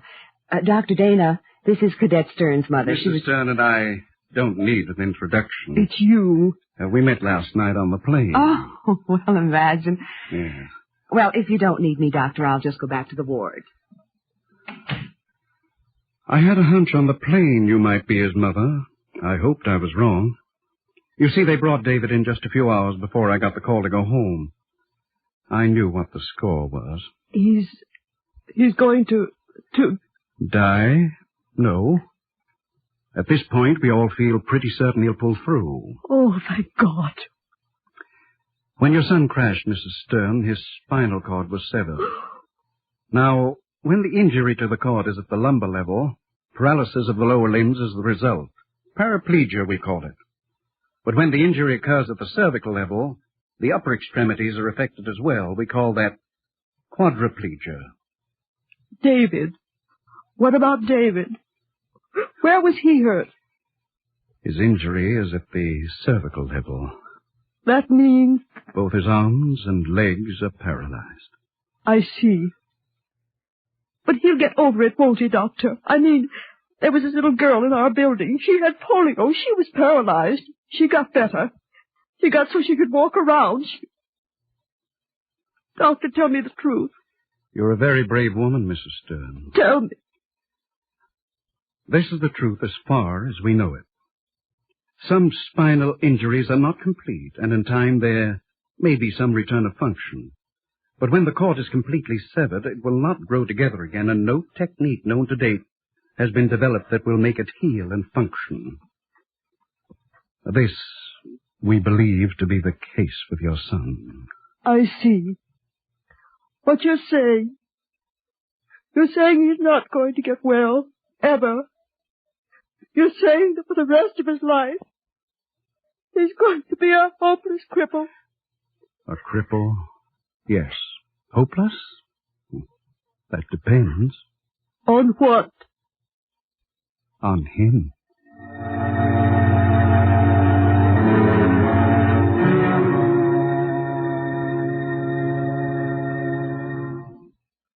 So that's It's not shock. I'm paralyzed. You asked for the truth, David. I respected you for it. I can take it. Will I ever be a normal human being again, like everybody else? Medical science can do a lot for you. In the past 20 years, we've taken giant steps in treating paraplegia and quadriplegia. In World War I, 400 men got spinal cord injuries. Almost to a man, they died from kidney infection, pneumonia, precious sores. Today, thanks to antibiotics, the picture is very different. Today, over 90% of the paraplegics are saved. Saved? Saved for what? The answer to that is not in my book. The answer is in you. But this I believe. A man is more than a set of reflexes, a mechanical contrivance, an automaton.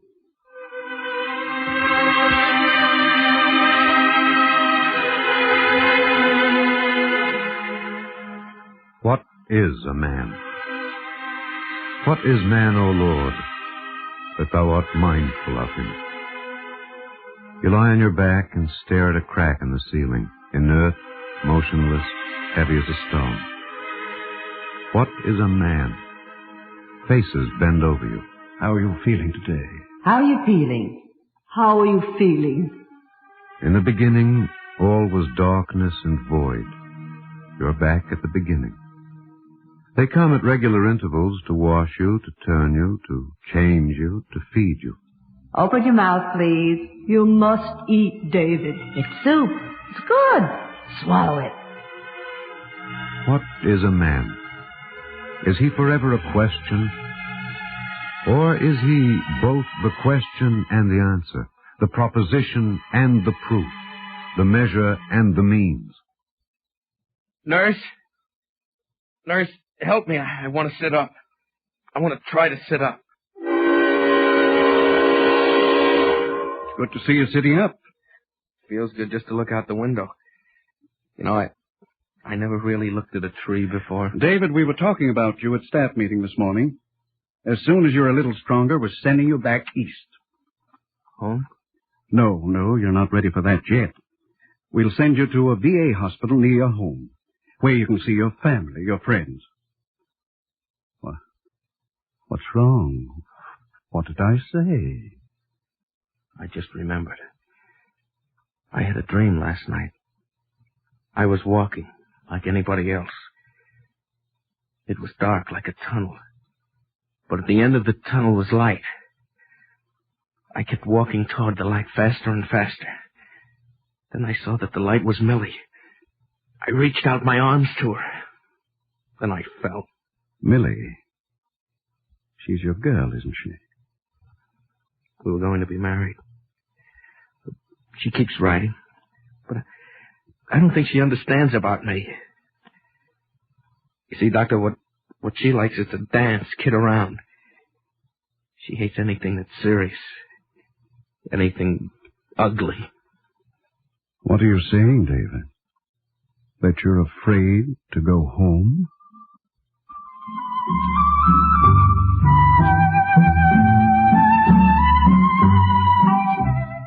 In every hospital ward, there's a fraternity.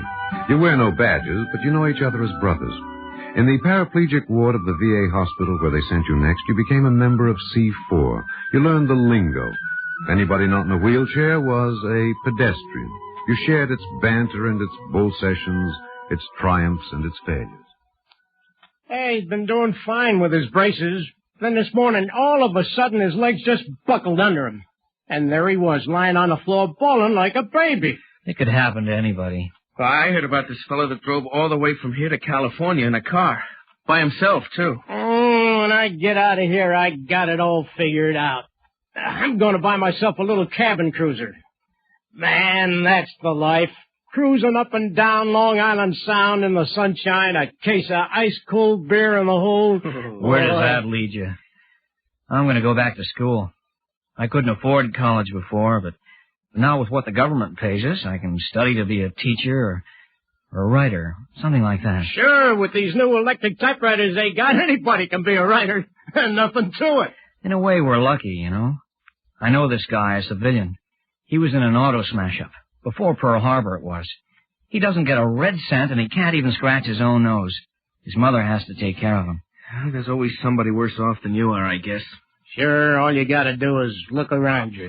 Reminds me of a joke. There's this fellow who's a paraplegic, see? As if that's not enough trouble, he's blind, too. Well, one day he hears the Yankees are looking for a third baseman. So he gets in his wheelchair and goes down to see him. They tell him, sorry, nothing doing. And he gets mad. What's the matter? You don't like me because I come from Brooklyn?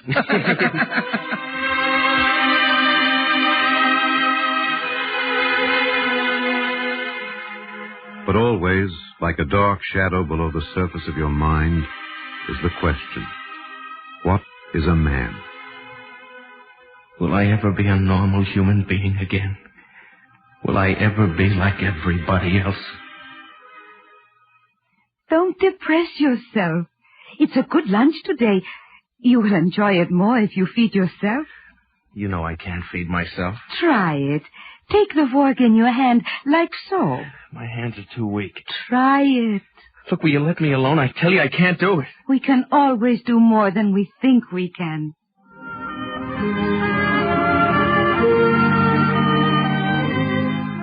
Her name was Anna Mahler. She was a nurse's aide, and she, too, belonged to the fraternity of Ward C4. Under her calm, her strength, you sensed that she also was a veteran. Somewhere, sometime, she had met the enemy face to face. Congratulations. Who, me? What about? Your braces. I heard you stood up this morning. Yeah, with somebody on either side of me holding me up. You stood up on your own 2 feet. Now, here's your lunch. I will cut your meat for you. But soon, even that you will do for yourself. Yeah, what makes you so sure? We can always do more than we think we can. There now. Enjoy it. Wait. Don't go. Talk to me. Ever since you came on this ward, I've wondered about you. Tell me about yourself. Oh, it's not professional. You're a refugee, I know that. Eat your lunch. And you're married. It says so on your uniform. Mrs. Anna Mahler. Is your husband here with you? My husband is dead. My mother also. And my father. I escaped. Oh, I'm sorry. I shouldn't have been so nosy. Oh, never mind. Then you're all alone here, aren't you? No, not alone. I have a little boy, Pauli. I am one of the lucky ones. Now, no more questions. You are making me break the rules.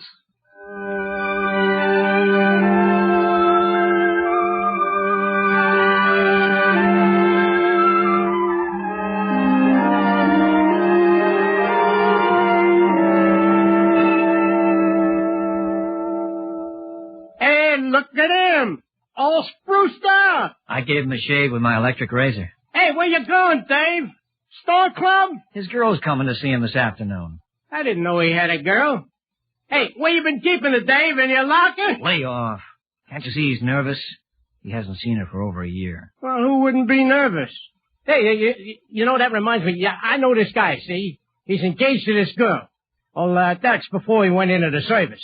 Well, she lives out on Staten Island, and he lived in the Bronx. And twice a week, he'd take the subway all the way down the... I'll wheel you over by the window. The sunshine feels very good today. Thanks, Anna. I mean, Mrs. Mahler. Oh, you look very fine. I hear you expect company. My girl. She ought to be here any minute. I told her 3 o'clock. Why did she never come before? Oh, no, I should not have said that. Oh, it's all right. She wanted to come. It was me. I didn't want her to see me. Not until I felt more like myself. I understand. Good luck. Don't go. Don't be afraid. What time is it? 3 o'clock. Oh, no, 1 minute past. Anna, there she is.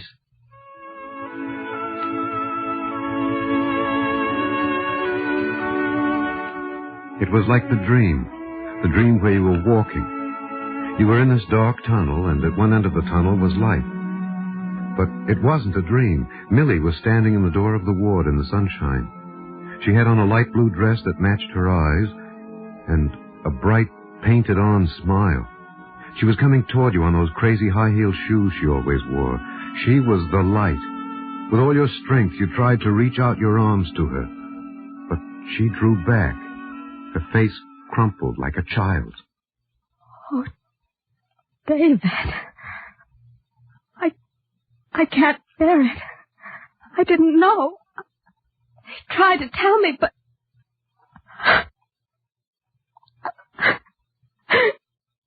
Poor old Millie. Poor old silly Millie. Please excuse me for crying. I know I shouldn't be crying. You're the one. Oh, it's all right. I can't bear it. I just can't bear it. I feel so sorry for you. Millie, do me a favor. Please go home. You're angry with me. Well, I can't help it. I just feel so sorry. Millie. I feel so sorry for you. Millie, go. Go home to your mother. All right, David. If that's the way you want it.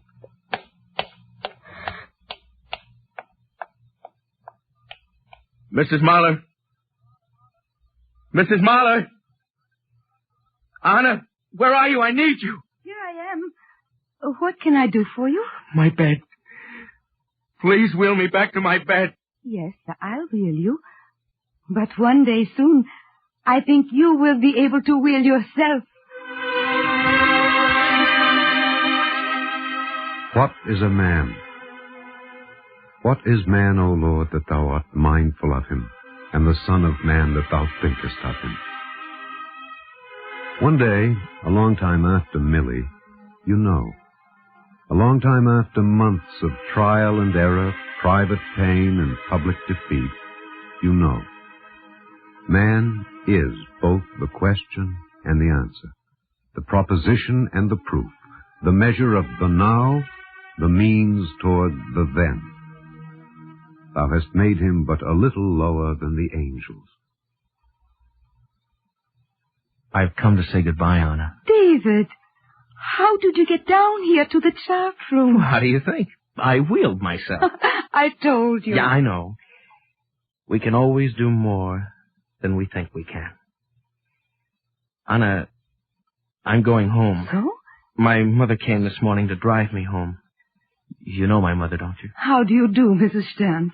I want to thank you. You've been very good to my son. You've helped him. Mother, look, I'll meet you at the elevator. I want to talk to Mrs. Mahler a minute. Are you sure you can manage by yourself? Oh, yes, I can manage. Goodbye, Mrs. Mahler. Goodbye. I'll wait for you, David, at the elevator. Anna. Yes? Anna, something started between us. It's not finished. Give it time, David. It will grow. You know all there is to know about me. You know I'll never stand on my own 2 feet, walk around. You know I'll never be like everybody else. Nobody, David. Nobody is like everybody else.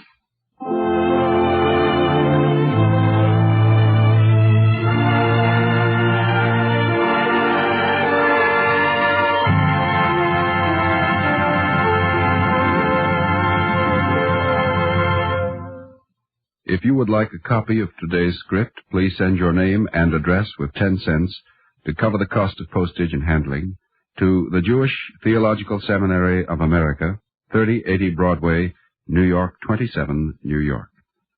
And now we take pleasure in presenting Mr. Robert Frost, President of the 52 Association of New York. Mr. Frost. The story of David Stern illustrates, once again, that no man lives alone.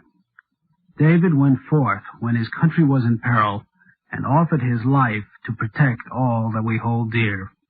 He returned alive, but faced with the lifetime battle to regain a small portion of his happiness and hope for the future. Each of us whether we are at the receiving end or the giving, is affected by what we do or what we leave undone. David Stern, his life reshaped by events, finds old relationships changing and new ones born. But with all this, he is learning to meet and accept the challenge of life, to make of it a meaningful existence, with a real desire, once again, to be a benefactor of society as well as a recipient. David cannot do this alone.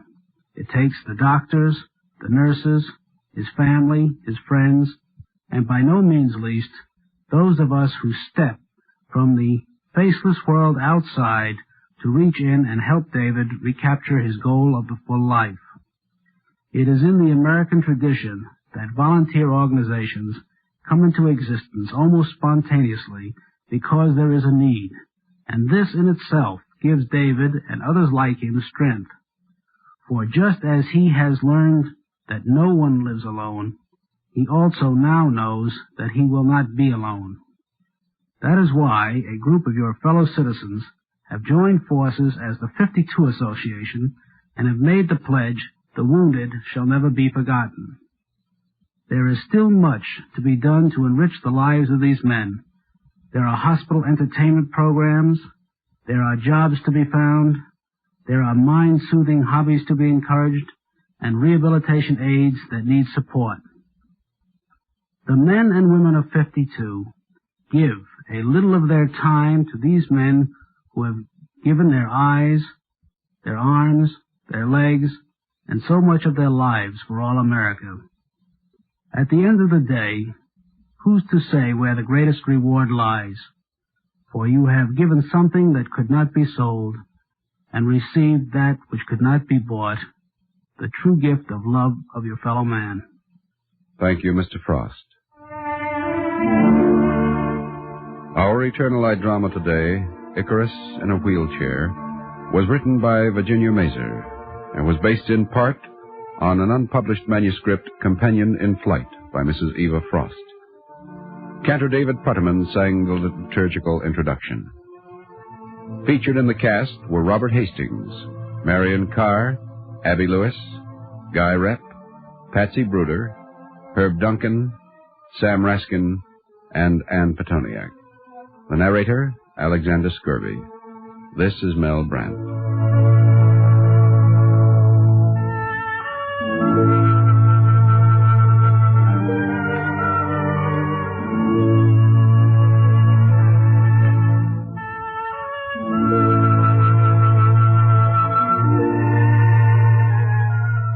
Our program was directed by Robert Sussman.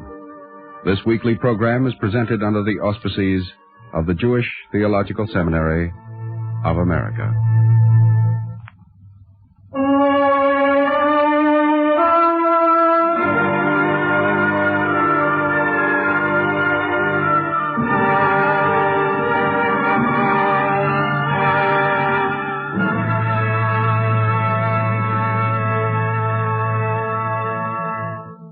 This is the NBC Radio Network.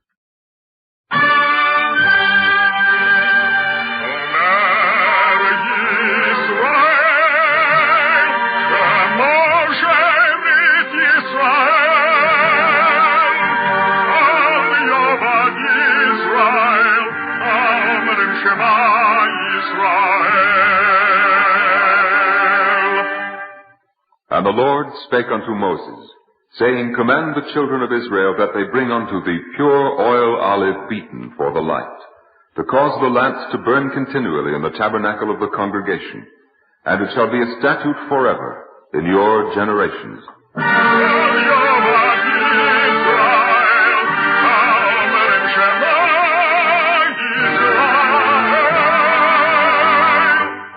The Eternal Light. The National Broadcasting Company and its affiliated independent stations present The Eternal Light, a program which comes to you under the auspices of the Jewish Theological Seminary of America. Our program today, A Boy's Quiet Voice, was written by Joseph Mindell, based on the book of the same name by Ruth Colco Cohen.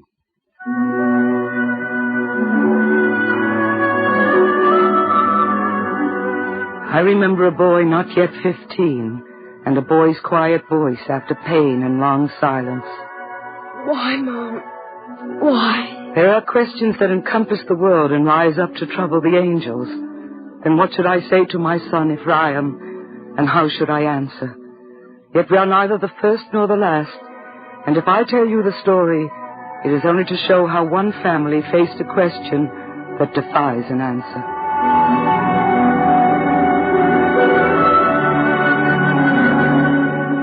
The beginning was the last Sunday in November when we came home a day early from a weekend excursion to Washington. Adina, the youngest, was cranky. I'll get her up to bed, Mom. No, F, I'll carry her up. It's only one flight of stairs. Yesterday I ran down the 970 steps of the Washington Monument. I'm not sure it was wise, F. Gee, it's too bad the trip had to be cut short on account of me. Well, that was a pretty bad pain you had when we got back to the hotel yesterday. Yeah. Maybe I shouldn't have run down all the steps of the Washington Monument. You've had that pain off and on for almost 2 months. It's time Dr. Landau had another look at your leg. You understand, don't you, F? I understand. You sure you don't want me to help with Adina? No, thanks, I'm sure. Then I'll see you in a few minutes. Now, F, where are you going? I'm going to bike over to Ted's house. I don't think you should ride your bike. My leg doesn't hurt. Not much, anyway. Well, I think you should rest it. Be reasonable, Mom. If the doctor says no bike, okay, no bike. But we're not going until tomorrow. And this is now. Dad, man to man, don't you think I'm right? Man to man, I think you're right. Let him go, Ruth. Tomorrow the doctor will decide.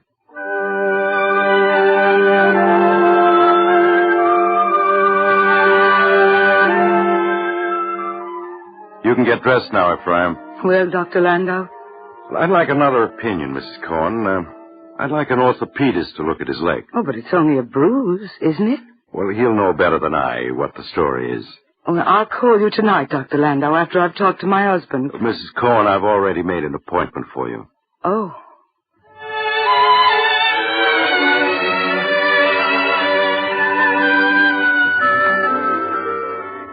The X-ray shows no bone injury. But the pain has been getting worse, Doctor. From the symptoms, I'd say it's probably an infection. Would you now? Are you speaking as a patient or a physician? Well, if I'm ever to become a doctor, I might as well start learning. How do you treat a bone infection? With penicillin and other antibiotics? I'm not sure what would be best in this case, Ephraim. That's why I want you to see Dr. Grant. Another doctor? A surgeon. A biopsy would tell us more.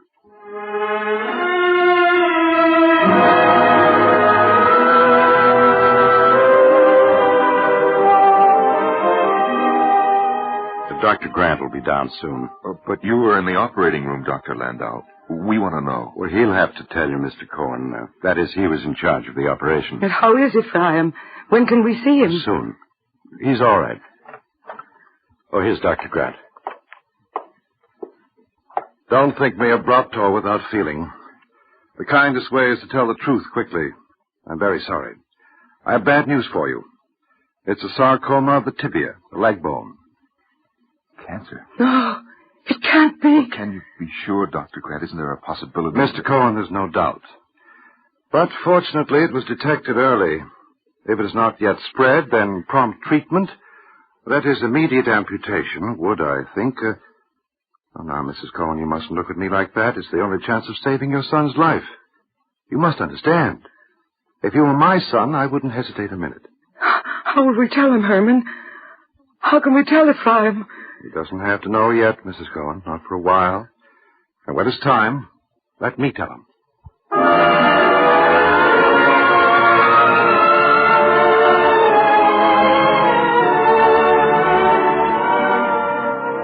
Well, the Army won't want me now. If you mustn't. I asked Dr. Grant if there wasn't something. Bone grafting, maybe X-ray treatment. He said there was no other way to stop the infection from spreading. The infection? The infection in the bone. Didn't you know? Oh, yes. Yes, of course. I was thinking of something else. Well, I've been thinking, too. all day. There's a kid down the corridor. He also had his leg. He also had the operation. He's got an artificial leg, and he walks almost without a limp. Did you see him? No. We'll stop. We'll see him on the way out. Dr. Grant says that with the new leg they're making nowadays, I'll be able to climb stairs.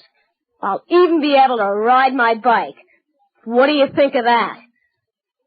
I'm talking so much I don't even give you a chance, do I? Well, why don't you put all those packages down? Oh, they're for you, F. From the children. They all wanted to send you something. Honey and Joey and David and Chef. Even Adina. She sent her favorite stuffed animal to sleep with at night, she said. It's only 2 days, but I miss them. You'll be home soon. Sure. Dad, did you remember... Oh, of course. I couldn't bring your new Israeli Hanukkah menorah. They don't allow candles in the hospital, but I bought the electric menorah. Well, you can plug it right there. It's time to light it, isn't it? Mm-hmm. We can light it now. Dad, is it all right if I say the prayer in bed like this? Oh, sure, it's all right, Ed. Baruch Ato Hashem, Elokeinu melech haolam, asher kidshonu b'mitzvoso v'tzivonu, lahadlik ner shel Chanukah.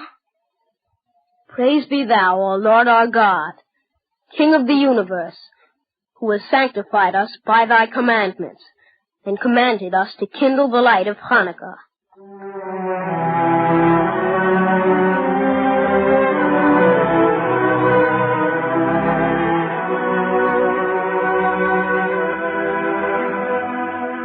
Unspoken were the words of the psalm, Whence cometh our help? We kindled the light to celebrate an ancient miracle and sang other words. Rock of ages, let our song praise thy saving power. F came home on New Year's Eve, eyes sparkling with excitement and blinking a little at his reception. Look at the signs they hung up. It's sure good to have you home. I'll bet Honey made that one. We love you, F. I love you all, and I'm glad to be home.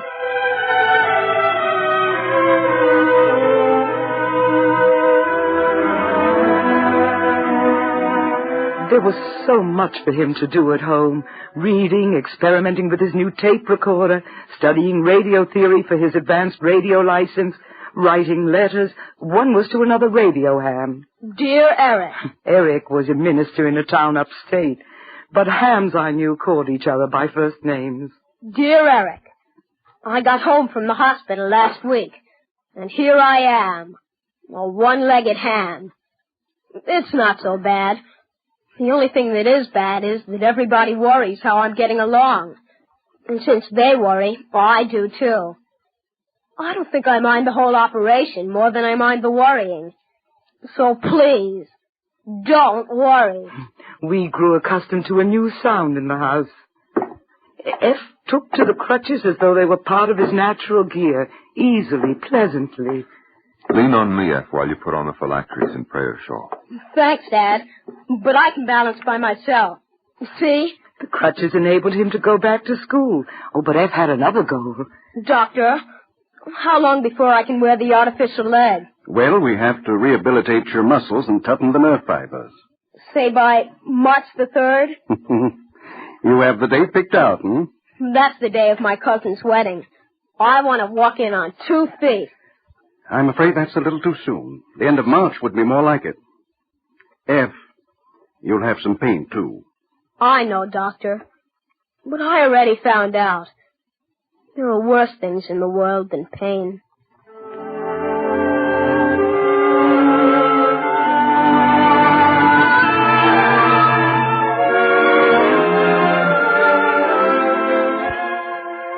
Maybe I should have talked to you and Dad about it first. Well, you didn't, so you'd better tell me now. Well, I haven't been to Sabbath services since, for a long time. The rabbi asks for you. F, why don't you come with us to the synagogue this week? No.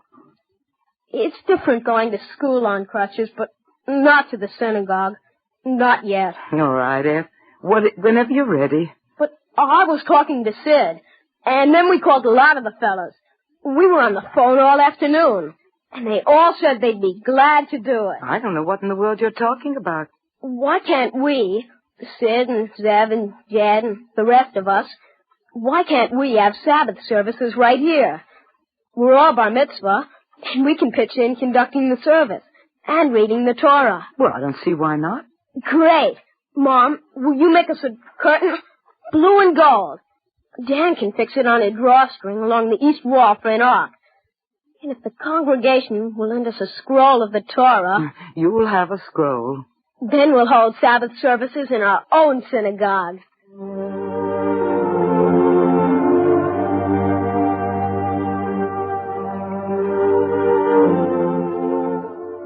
Shiru Lashem, Shiru Chador. Sing unto the Lord a new song, for he has done marvelous things.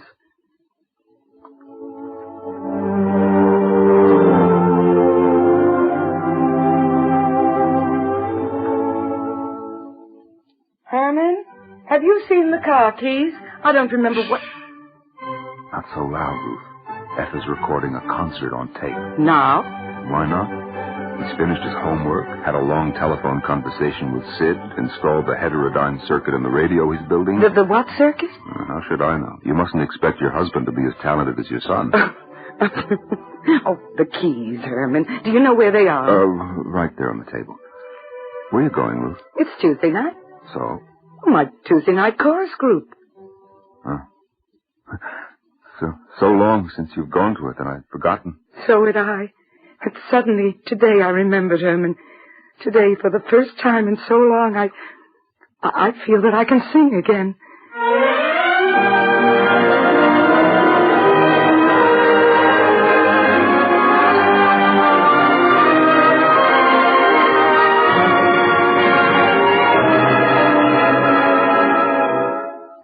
Dear Eric, hi.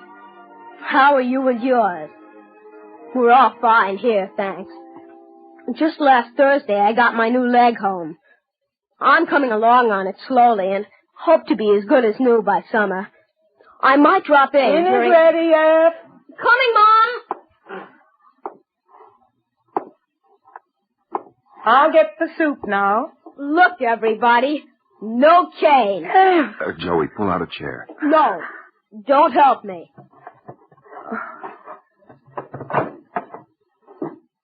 Thanks anyhow, Joey. I wanted to do it by myself. Of course. Well, let's all sit down. F, will you recite the blessing? Praise be thou, O Lord our God, King of the universe, who bringest forth... Oh! What is it, F? F! I got a pain in my chest! Sharp? Like the pain a few days ago? It's gone now. I must be catching a cold or something. Well, that's all it is, I'm sure. Most likely. But we'll check with Dr. Landau anyway.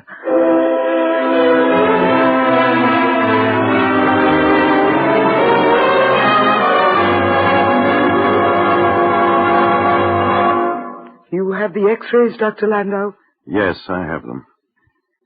Well, Mrs. Cohen, I'm terribly sorry to tell you that... Oh, I know. When you didn't call back right away, I knew then. The lungs are involved. There are lesions in both lungs. What do we do now? You must tell us what we can do. There's nothing I can tell you. Take the x-rays to Dr. Grant. With all the resources of the hospital, maybe there's something he'll be able to do.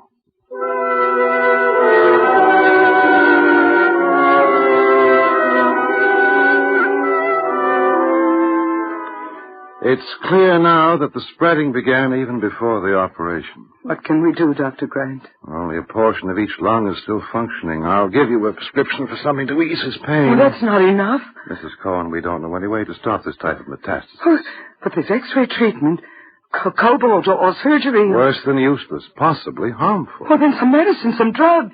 Well, we can try chemotherapy, but it doesn't offer much hope. Oh, as long as there's something, we'll try, and we'll hope. Of course.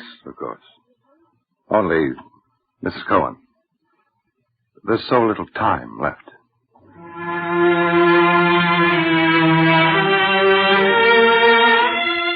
I must have wept. But I do not remember tears. I remember only that I prayed to be able not to think ahead. Living each day was all I asked. The future was unreal. What did exist was the eternity of each moment. Each living moment.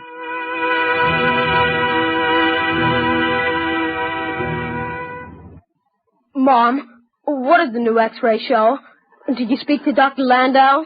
He said you have a slight pleurisy. Pleurisy?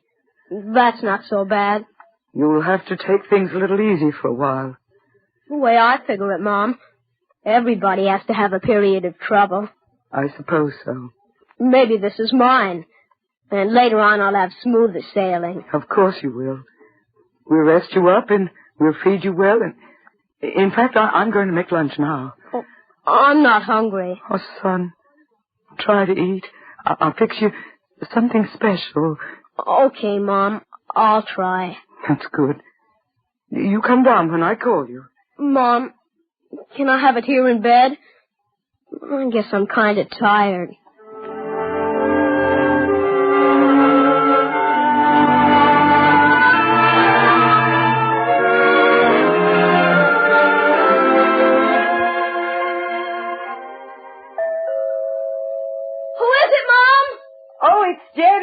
They came to visit. Shall I send them up? No! Maybe they could come another day. Say hello for me and tell them thanks.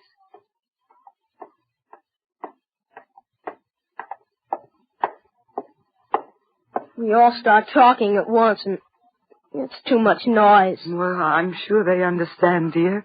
I didn't hear them go out. Well, they're still here. They just want to be here for a while. Gee. Well, there are some books downstairs that they'll like. Yes, I know.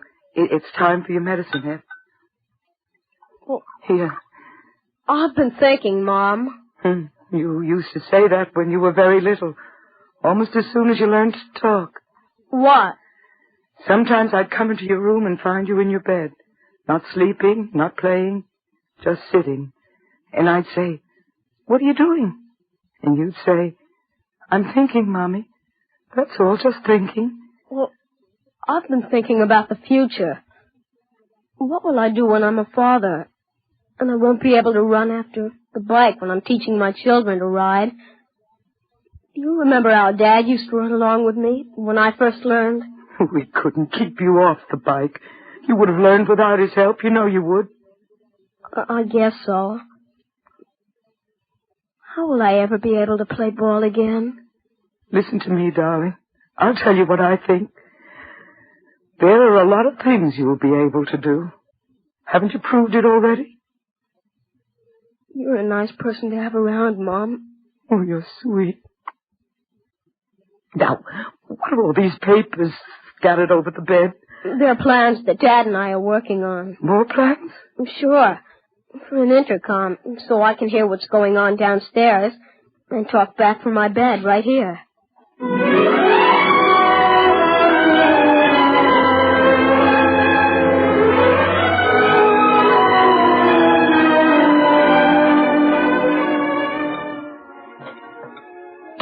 No, Joey, I'm sorry, but you can't go fishing. Not alone. Mom, suppose Honey went along. Well, maybe. But if tomorrow is a school day and Joey... I'll help him with his homework. Adina, stop sliding off your chair. What do you say, Mom? Well, if Joey finishes and... Adina, will you stop fidgeting and eat your soup? Adina, you heard what Mommy said.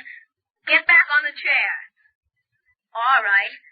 Now let's see if you can be done with the soup by the time I count to 10. 1,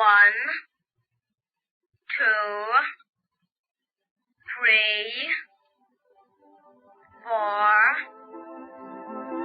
5.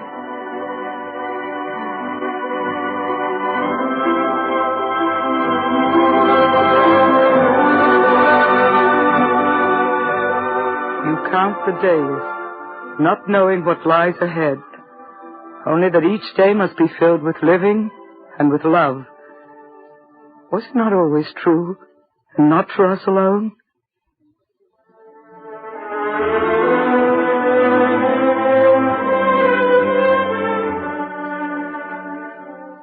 He was patient, so patient. And his smile was still bright in a thinner, paler face. But we knew his pain and saw his weakness and his efforts to breathe. I don't want to get into an oxygen tent, Mom. Oh, but if it'll help you, son. It does all the work for you. I don't want my lungs to get used to doing less work. If Dr. Grant thought you might be more comfortable in the hospital. I'd rather be uncomfortable and stay at home. Yes, dear. Whatever you feel is best.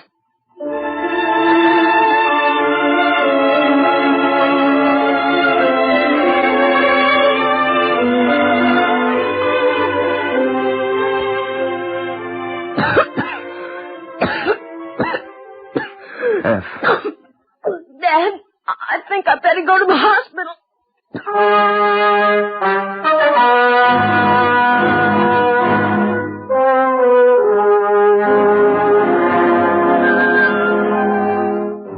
He kept avoiding the use of the oxygen tent as long as he could, and then finally accepted it.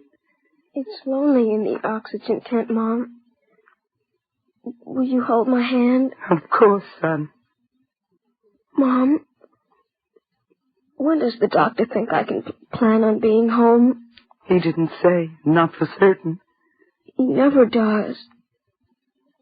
I still want to get home. And we all want you home. Just as soon as Dr. Grant... Mom, deep down inside, I'm afraid of something. But I don't know what. Everybody's afraid sometimes, son. Especially when there's something we don't understand. Only remember that I'm here with you. Don't go away. I want you to stay with me and hold my hand. Oh, no, don't. Why did it have to happen to me? Why, Mom? Here, let me lower the bed so that you can lie down again. I think you shouldn't talk now, son. When will I talk? Mom, tell me, what good is my religion to me now? Do I have to tell you, F? You know how it has filled your own life. All our lives as a family. You know what I mean. I'm talking about now. Why don't you answer me? Oh, F, my darling boy.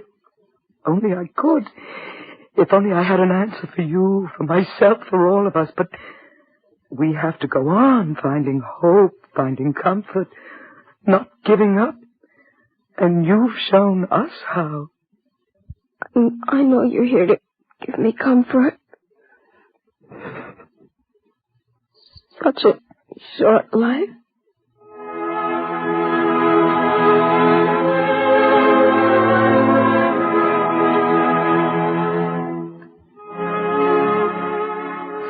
Years short a few days. He was right, but his patience, faith, and courage reached beyond those years. It was on the eve of the Hebrew New Year that I rejoined the family, and we returned to the synagogue for the High Holy Day services. All our prayers seemed joined in the one focused on the name Ephraim.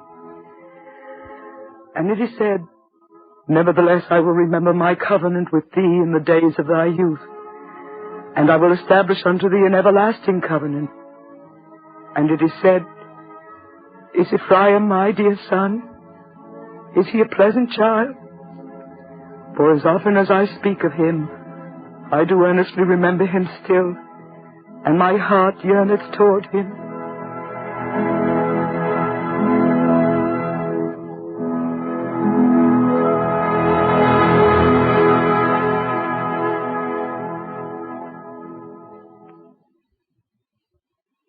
If you would like a copy of today's script, please send your name and address with 10 cents to cover the cost of postage and handling to the Jewish Theological Seminary of America, 3080 Broadway, New York 27, New York.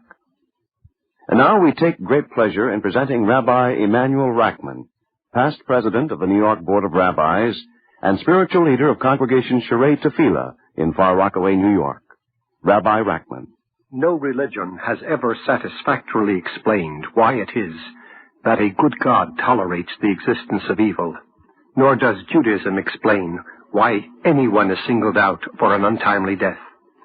However, while our sages could not explain why God does what he does when he does it, they did hold that Judaism has several distinctive messages with regard to the existence of evil. First, Judaism teaches us that we must never reconcile ourselves to the permanent existence of evil. On the other hand, we are goaded to do everything that we possibly can to rid the world of poverty, hunger, and disease. Death itself is a defect in nature, which at the end of time will be overcome. Second, we are not only encouraged to resist evil and thus change the pattern of nature and the course of history, but we are never to regard any person who suffers as one who is being punished by God for his sins. When we behold a person in anguish, we are not to assume that he is suffering because he has incurred God's disfavor. Third, because we Jews have such faith in the goodness of God and the perfectibility of nature and man, we also believe that to evil itself there might sometimes be a benign purpose. We are sustained by a congenital optimism that prompts us to discover some blessing, even in that which is distressing. And when we cannot discover the blessing, we are thankful that conditions are not worse. And fourth, when we are subjected to great trials, Judaism bids us to transcend our suffering and be creative and loving in spite of our travail. This is the greatest message of a boy's quiet voice. In the midst of their distress, a father and a mother were creative and loving. It was this that made the thousands who read the book cherish it. Perhaps they did not learn the why of anything, but they certainly learned how to make life beautiful, even when in the valley of the shadow of death. Thank you, Rabbi Rackman.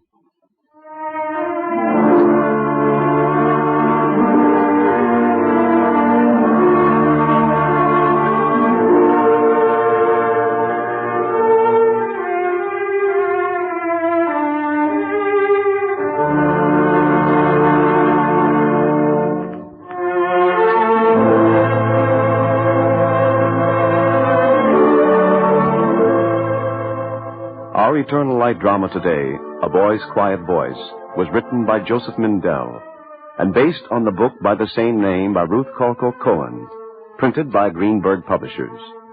Cantor Robert Siegel sang the liturgical introduction.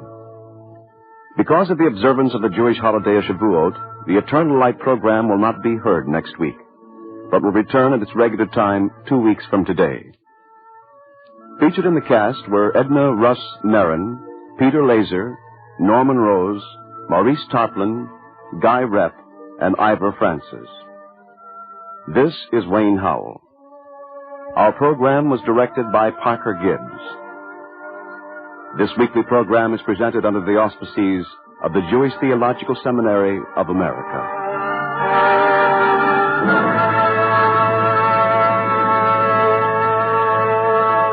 This is the NBC Radio Network.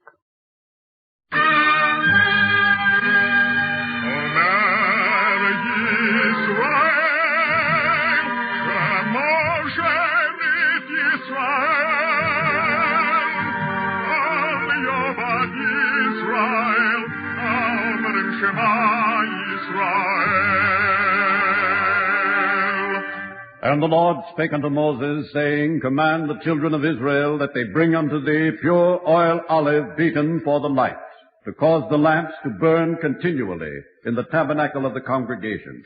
And it shall be a statute forever in your generations.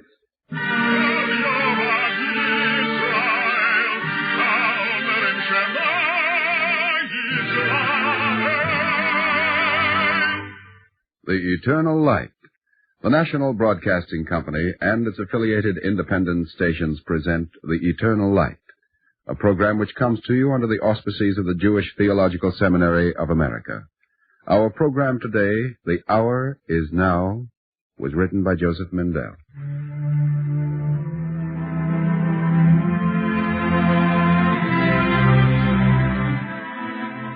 I will show you fragments of a man's life, separate pieces of existence, and I will not fill the empty spaces with explanation, nor straighten the crooked edges of contradiction. For the beginning of wisdom, is that no man lives in fixed angles and unchanging directions. And I also seek to understand.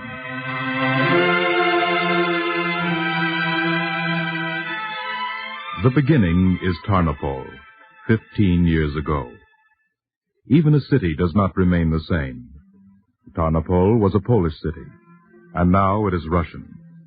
But 15 years ago, it was occupied by the Germans, who built factories and brought men and women from the Jewish sections of the cities of Europe to establish a city within a city, with slave laborers and Nazi guards and Polish overseers.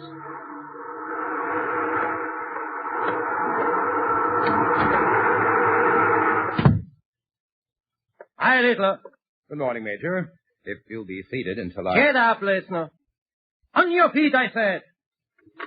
I am not accustomed to being spoken to as if I were... Shut up! As if I were some tramp your Gestapo picked up in the streets. I'm a graduate engineer and a Polish citizen. You are a subject of the Third Reich, and you will salute a German officer properly. Is that what's troubling you? Heil Hitler. Remember, listener, even a graduate engineer is not indispensable. All the same, your Gestapo and your Luftwaffe can't run the factories. I meet your quota of uniforms, don't I? I have another quota for you. Now, look here, Major. You can't increase indefinitely the number of Not uniforms. Different kind of quota. Oh, I see. Another draft. 300 at the end of the week. How do you expect me to maintain production when you take my workers and send them to other factories? They are not sent to other factories. Well, then what do you do with them? Don't you know, listener? Do you really want me to tell you? No. Major, don't tell me. Oh, my brave listener with your loud talk and squeamish stomach. Better stick to uniforms. Here. Go back to examining this one on your desk. What's this, listener? Is this how you meet your quota? Look at the seam in the shoulder. I can pull it apart with my fingers. The inspector caught it. That's why it's on my desk. Who worked on it? Do you know who sewed it? Of course I know. Send him in. I will watch to see how you handle the situation. Come now, Major. It's hardly a situation. One coat. Your inspector caught one. How many slipped by? Leave it to me. This is my department. Goldenson, machine number 82. Examine this coat, Goldenson, and let me have your opinion. You do not begin by asking for his opinion, listener. Please, Major. Well, Goldenson, what do you think? I think it is a bad job. Exactly. Goldenson, I do not tolerate bad jobs in this factory. If I may be permitted to say something. Speak up, speak up. What's this, a seminar, a conference? You! How many defective coats did you sew? If you please, Herr Major. Answer me! Please, I will show you, Herr Major. Who else is in with you? See, the cloth, the seam. Who else? The cloth should be doubled so that... When I ask the question, I want an answer. Please, Herr Major, please. They do not give us enough cloth to make a double fold. Be still, fool. Fool cannot hear you. Too bad about your floor, listener. The floor? Still, the blood will wash off. Listener, I think you will have no more trouble here with defective seams.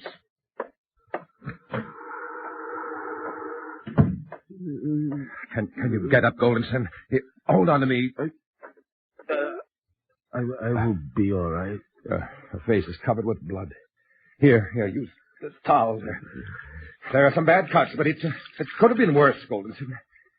I am very thankful. Save your irony. You're still alive. If you had not insisted on explaining. They do not give us enough cloth for a proper seam. It's true. Of course it's true. Well, what do you expect me to do? Explain it to the Major? Listen to me, Goldenson. There are times when it's wiser to be still. I said it before. Yes, I know. I heard the advice you gave me. Well, then why didn't you follow it? Maybe because it was not advice that was needed. I was willing not to be beaten. Goldenson, you're still talking too much. Aren't you afraid, even now? Should I be afraid? Now? Your face is swelling up. Go home and have your wife tend to it. Well, go on. Are you waiting for me to change my mind?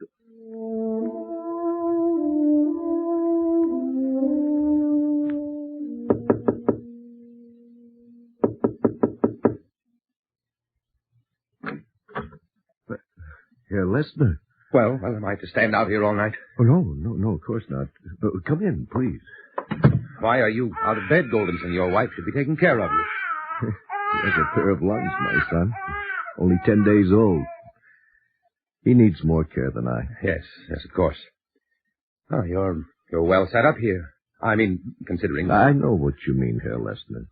This room, the bedroom, the kitchen. 3 rooms just for us. Surprising. Last week, another family lived here, too. They're gone. In every house on the street, families are gone. Your friend, the Major... He is not my friend. Oh, excuse me, of course not. Well, sooner or later, they will come for us, too. For my wife and me. I keep thinking what will become of my son. Goldenson... Oh, excuse me again, Herr Lessner. All this is no concern of yours, is it? Goldenson, I suppose you're wondering why I came here tonight. I think perhaps that I know why. Do you? I think that maybe you came because it is not easy to watch a man being beaten. You make me uncomfortable, Goldenson. I don't know why I came. It does not please me that you may be right.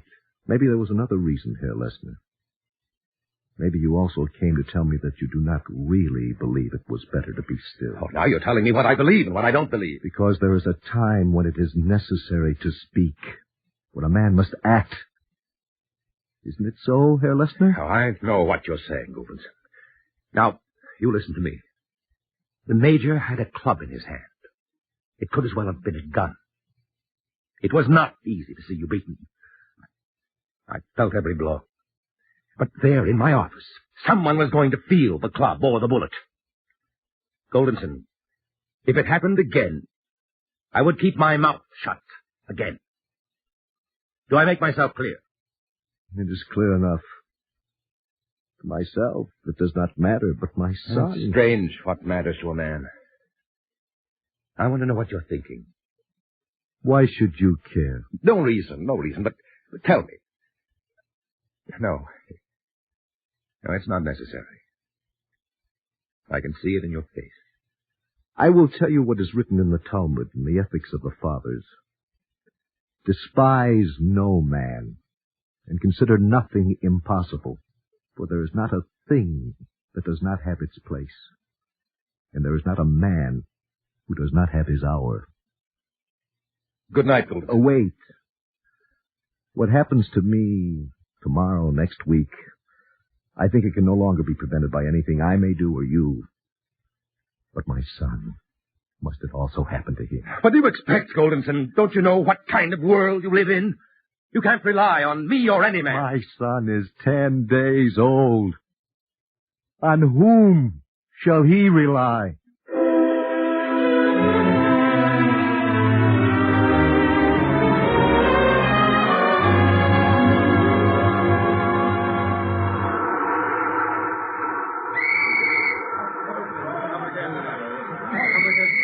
Quiet!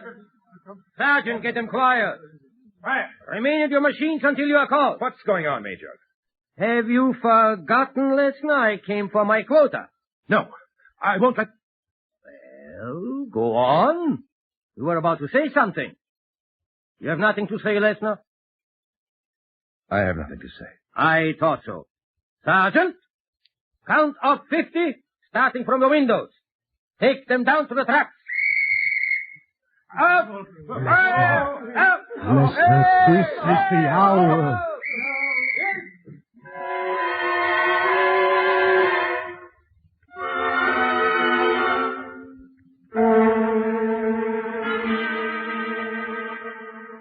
I said it was a story of fragments that must be matched together to make a meaning. There are gaps in the years of which I can tell you little. The war ended. Millions of lives were ended. But the man Lessner lived. Then the threads once more cohere to form another fragment, an eye blink of existence that was for Lessner a wandering and an asking. This is the house of the man called Goldimson. I wouldn't know. I know. What I'm asking is... Now, look here. The house was abandoned, wasn't it? You know how and why it was abandoned? That's not my business. I bought it legally from the proper authorities. If you're thinking of making trouble, I'll call the police and you'll see how we deal with you people. The Germans are gone.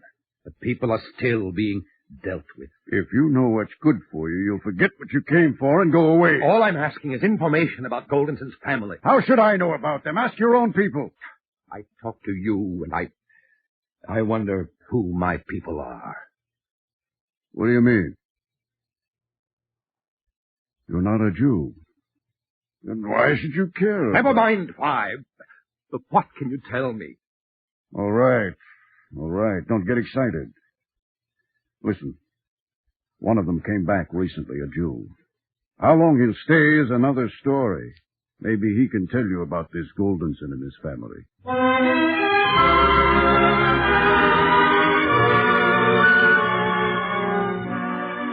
They said you could tell me.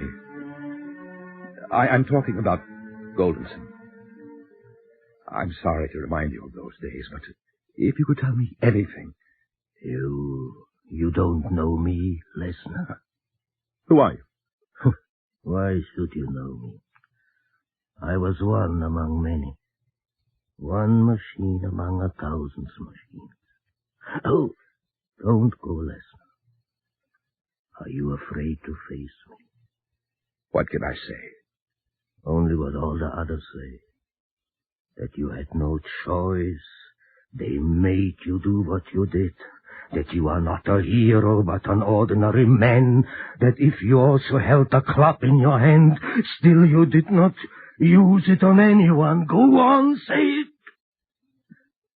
You think it's true, don't you? It is also true that I did not lift a finger to save anyone.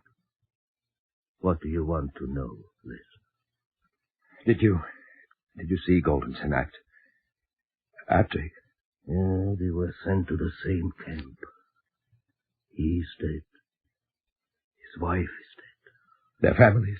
Well, there are 6 million victims. How many families are left? A brother, a sister? No one is left. No one. You can't be sure. Lesnar, you are going to track down every survivor. Will you travel to every town in Poland taking the boy with you? How do you know about the boy? I have eyes. Before you came in, I saw you leave him outside in the street. He's a child. He doesn't have to hear the questions and the answers. Why are you looking at me? Curious. You are light-skinned and blonde, and he's so dark with black hair. Well, I suppose he takes after his mother's people. Yes. He takes after his mother's people.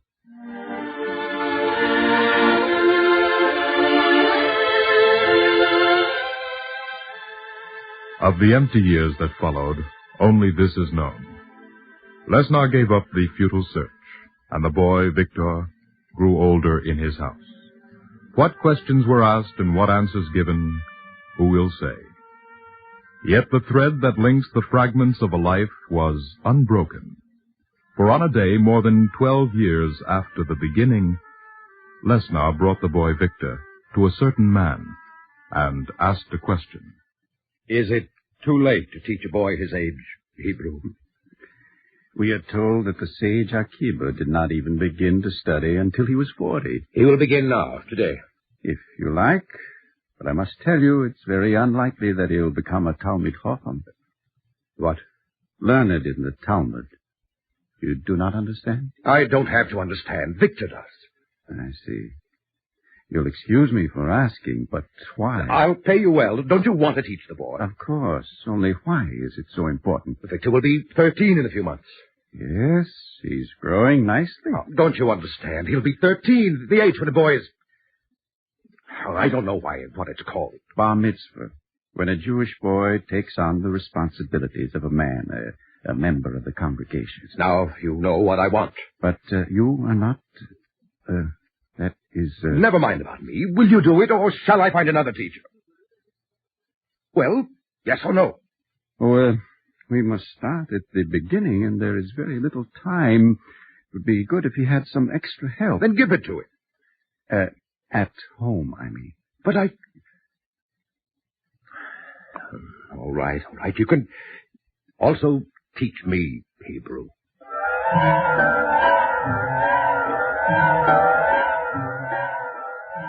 Aleph, Bez, Gimel, Dalet, Hey, Vav, Zayin. My knees. They're folded up like an accordion under my chin. The benches are low. Here, sit at my table for a while. No. Let's go on, Victor.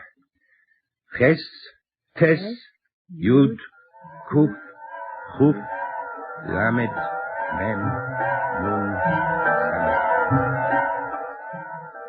Read it, Victor. It's from the book of Jonah. Ivri, Onochi, Ve'es, Achem, Elokeh, Hashem, Elokeh, HaShomayim, Ani, Hashomayim, Ani, Yoreh, Asher, Oso, Es, Hayom, Ve'es, Hayabosho. Now the meaning? I am a Hebrew, and Is something wrong, Mr. Lessner? No, nothing. I'm pleased at how well Victor is learning. Kol hamelamed es ben chavero toro mal ale olov ha kosur Ko'ilu yelodo. Good, Victor, good. And the meaning, Mr. Lessner? He that teaches his neighbor's son is to him like a... You know that word. We've seen it many times. Abo. Father. You know it. Don't you, Papa? Of course he knows it, but... I'm not sure that he believes it. Victor, go home now and study the next lesson. It's not time yet. Besides, I already know it. Then take a little holiday. You've earned it. Go on. Go on. Well, you'll be home soon, Papa? I won't be long.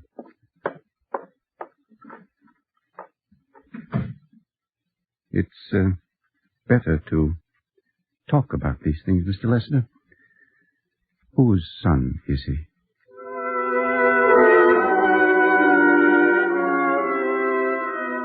I was in Warsaw in the first weeks of the Germans. I saw Jews on their knees scrubbing the streets, while the Nazis stood over them with whips. And I walked by, minding my own business. What could you do, one man alone? No, don't make excuses for me that I no longer make for myself. There were things that could be done then and later in the factory at Tarnopol. But I looked on and was sorry for the poor people and did not lift a finger. Until Goldenson spoke to you. That day in the factory, over the crying and the shouting, I heard his voice. Now, Lesnar, the hour is now. Can you tell me how in 1 minute, in 1 second, everything seemed different? Can you explain it? I have given up trying to explain everything that happens in the world. Only until the war ended, I thought. Only until I found the child's own people. Well, after the war, there were institutions for children. Was that why he was saved? To be an orphan in a world breaking apart? He was an orphan. I washed him and fed him and taught him. Don't you understand? I understand, Lester. Of course I understand. But you're not saved. The boy's father is dead. And you are his father. And yet I brought Victor to you. I will teach him, and he'll be bar mitzvah. You did not turn him away, did you? You know who I am, but you did not turn him away. No. Because Goldenson was his father. And there are things the boy must know that I can't teach him. You're still blaming yourself, Lesnar. I'm also learning. I've learned that if you say Aleph, you must also say Beis. You are preparing Victor for bar mitzvah, but there is something else he must know. Something that I must tell him. Isn't there? Isn't there? You don't try to persuade me otherwise. No, Lester. I must tell him who his father was, and how he died, and why. You've taught him well. I think he will understand. Oh, he will understand, yes. He will understand, and grow bitter and hate the world in which he was born and his father died. That's not what you mean, Lester. You're afraid of another thing. I was in that world, and I did nothing, and I lived. He will despise me. He'll hate me and the world. Why don't you deny it? Say that I'm wrong. You want me to comfort you like a child? Then why should I tell him? Why should I offer myself to hatred? Because long ago, in the minute, the second, that you heard Goldenson's voice, you did not close your ears. Because there is always risk in responsibility. Vesna, there is risk in being a man.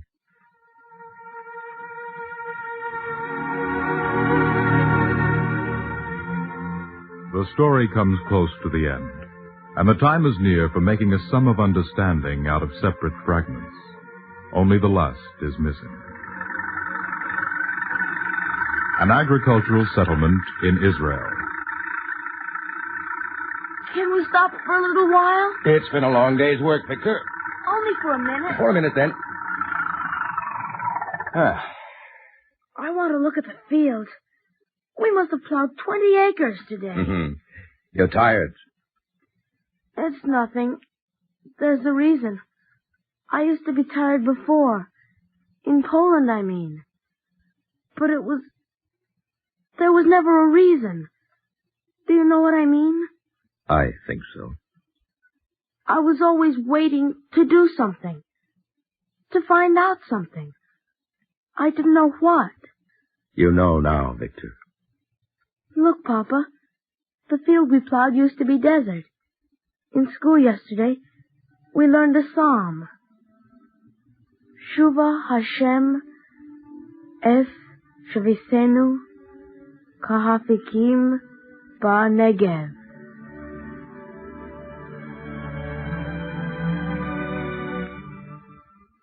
The story ends quietly. For if there is bitterness over what has happened, it is plowed into the soil of living to make sweet that which will happen. Turn our captivity, O Lord, as the streams in the dry land. They that sow in tears shall reap in joy. Though he goeth his way weeping that beareth the measure of seed, he shall come home with joy, bearing his sheaf.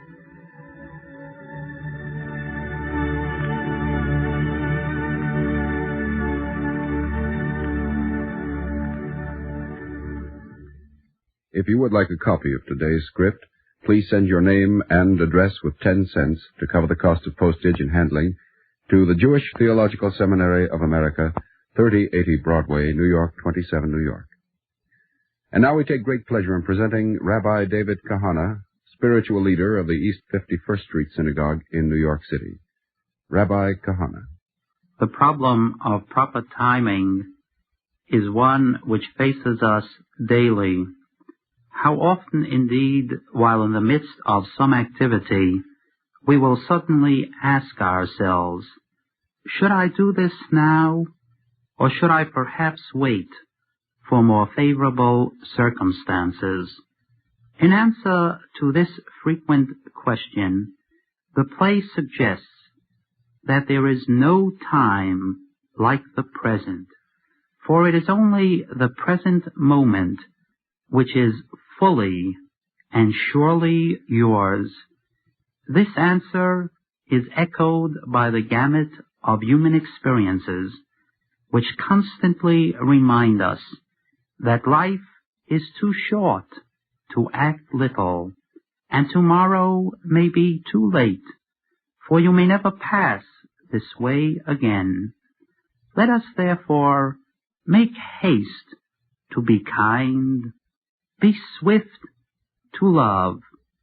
Say now that word of appreciation and sympathy. Do today that generous deed before it is too late. For when adding meaning to life, always remember that the hour is now. Above and beyond this idea that one should do something, we have the important corollary thought that one can do. In an age when so many of us are gripped by a mood of helplessness, and we often feel like crying out, "What can I do?" against overwhelming circumstances beyond my control, the play assures us, and religious faith confirms, remember, man, you are the creator of circumstances, and not its creature. You are the master of destiny, and not its servant. For did not God himself assure us, as recorded in biblical scripture, I call heaven and earth to testify this day against you, that I have set before you life and death, blessing and curse. Do thou choose life. Man, you alone are the chooser of life. You must help to move forward the clock of history, and the hour is now. Thank you, Rabbi Kahana.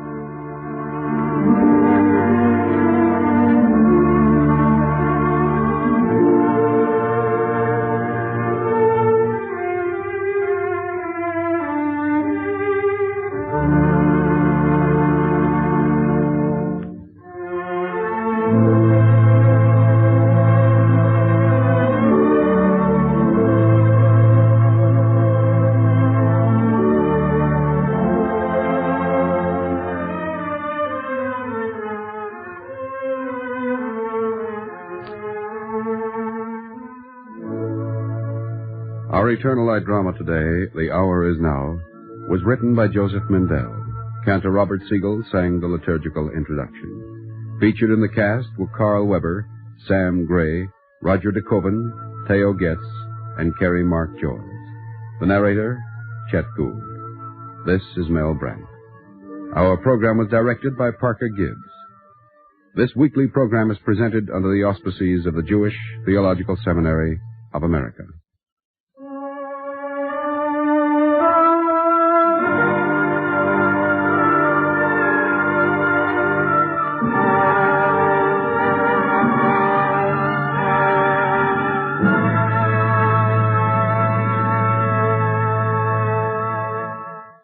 This is the NBC Radio Network.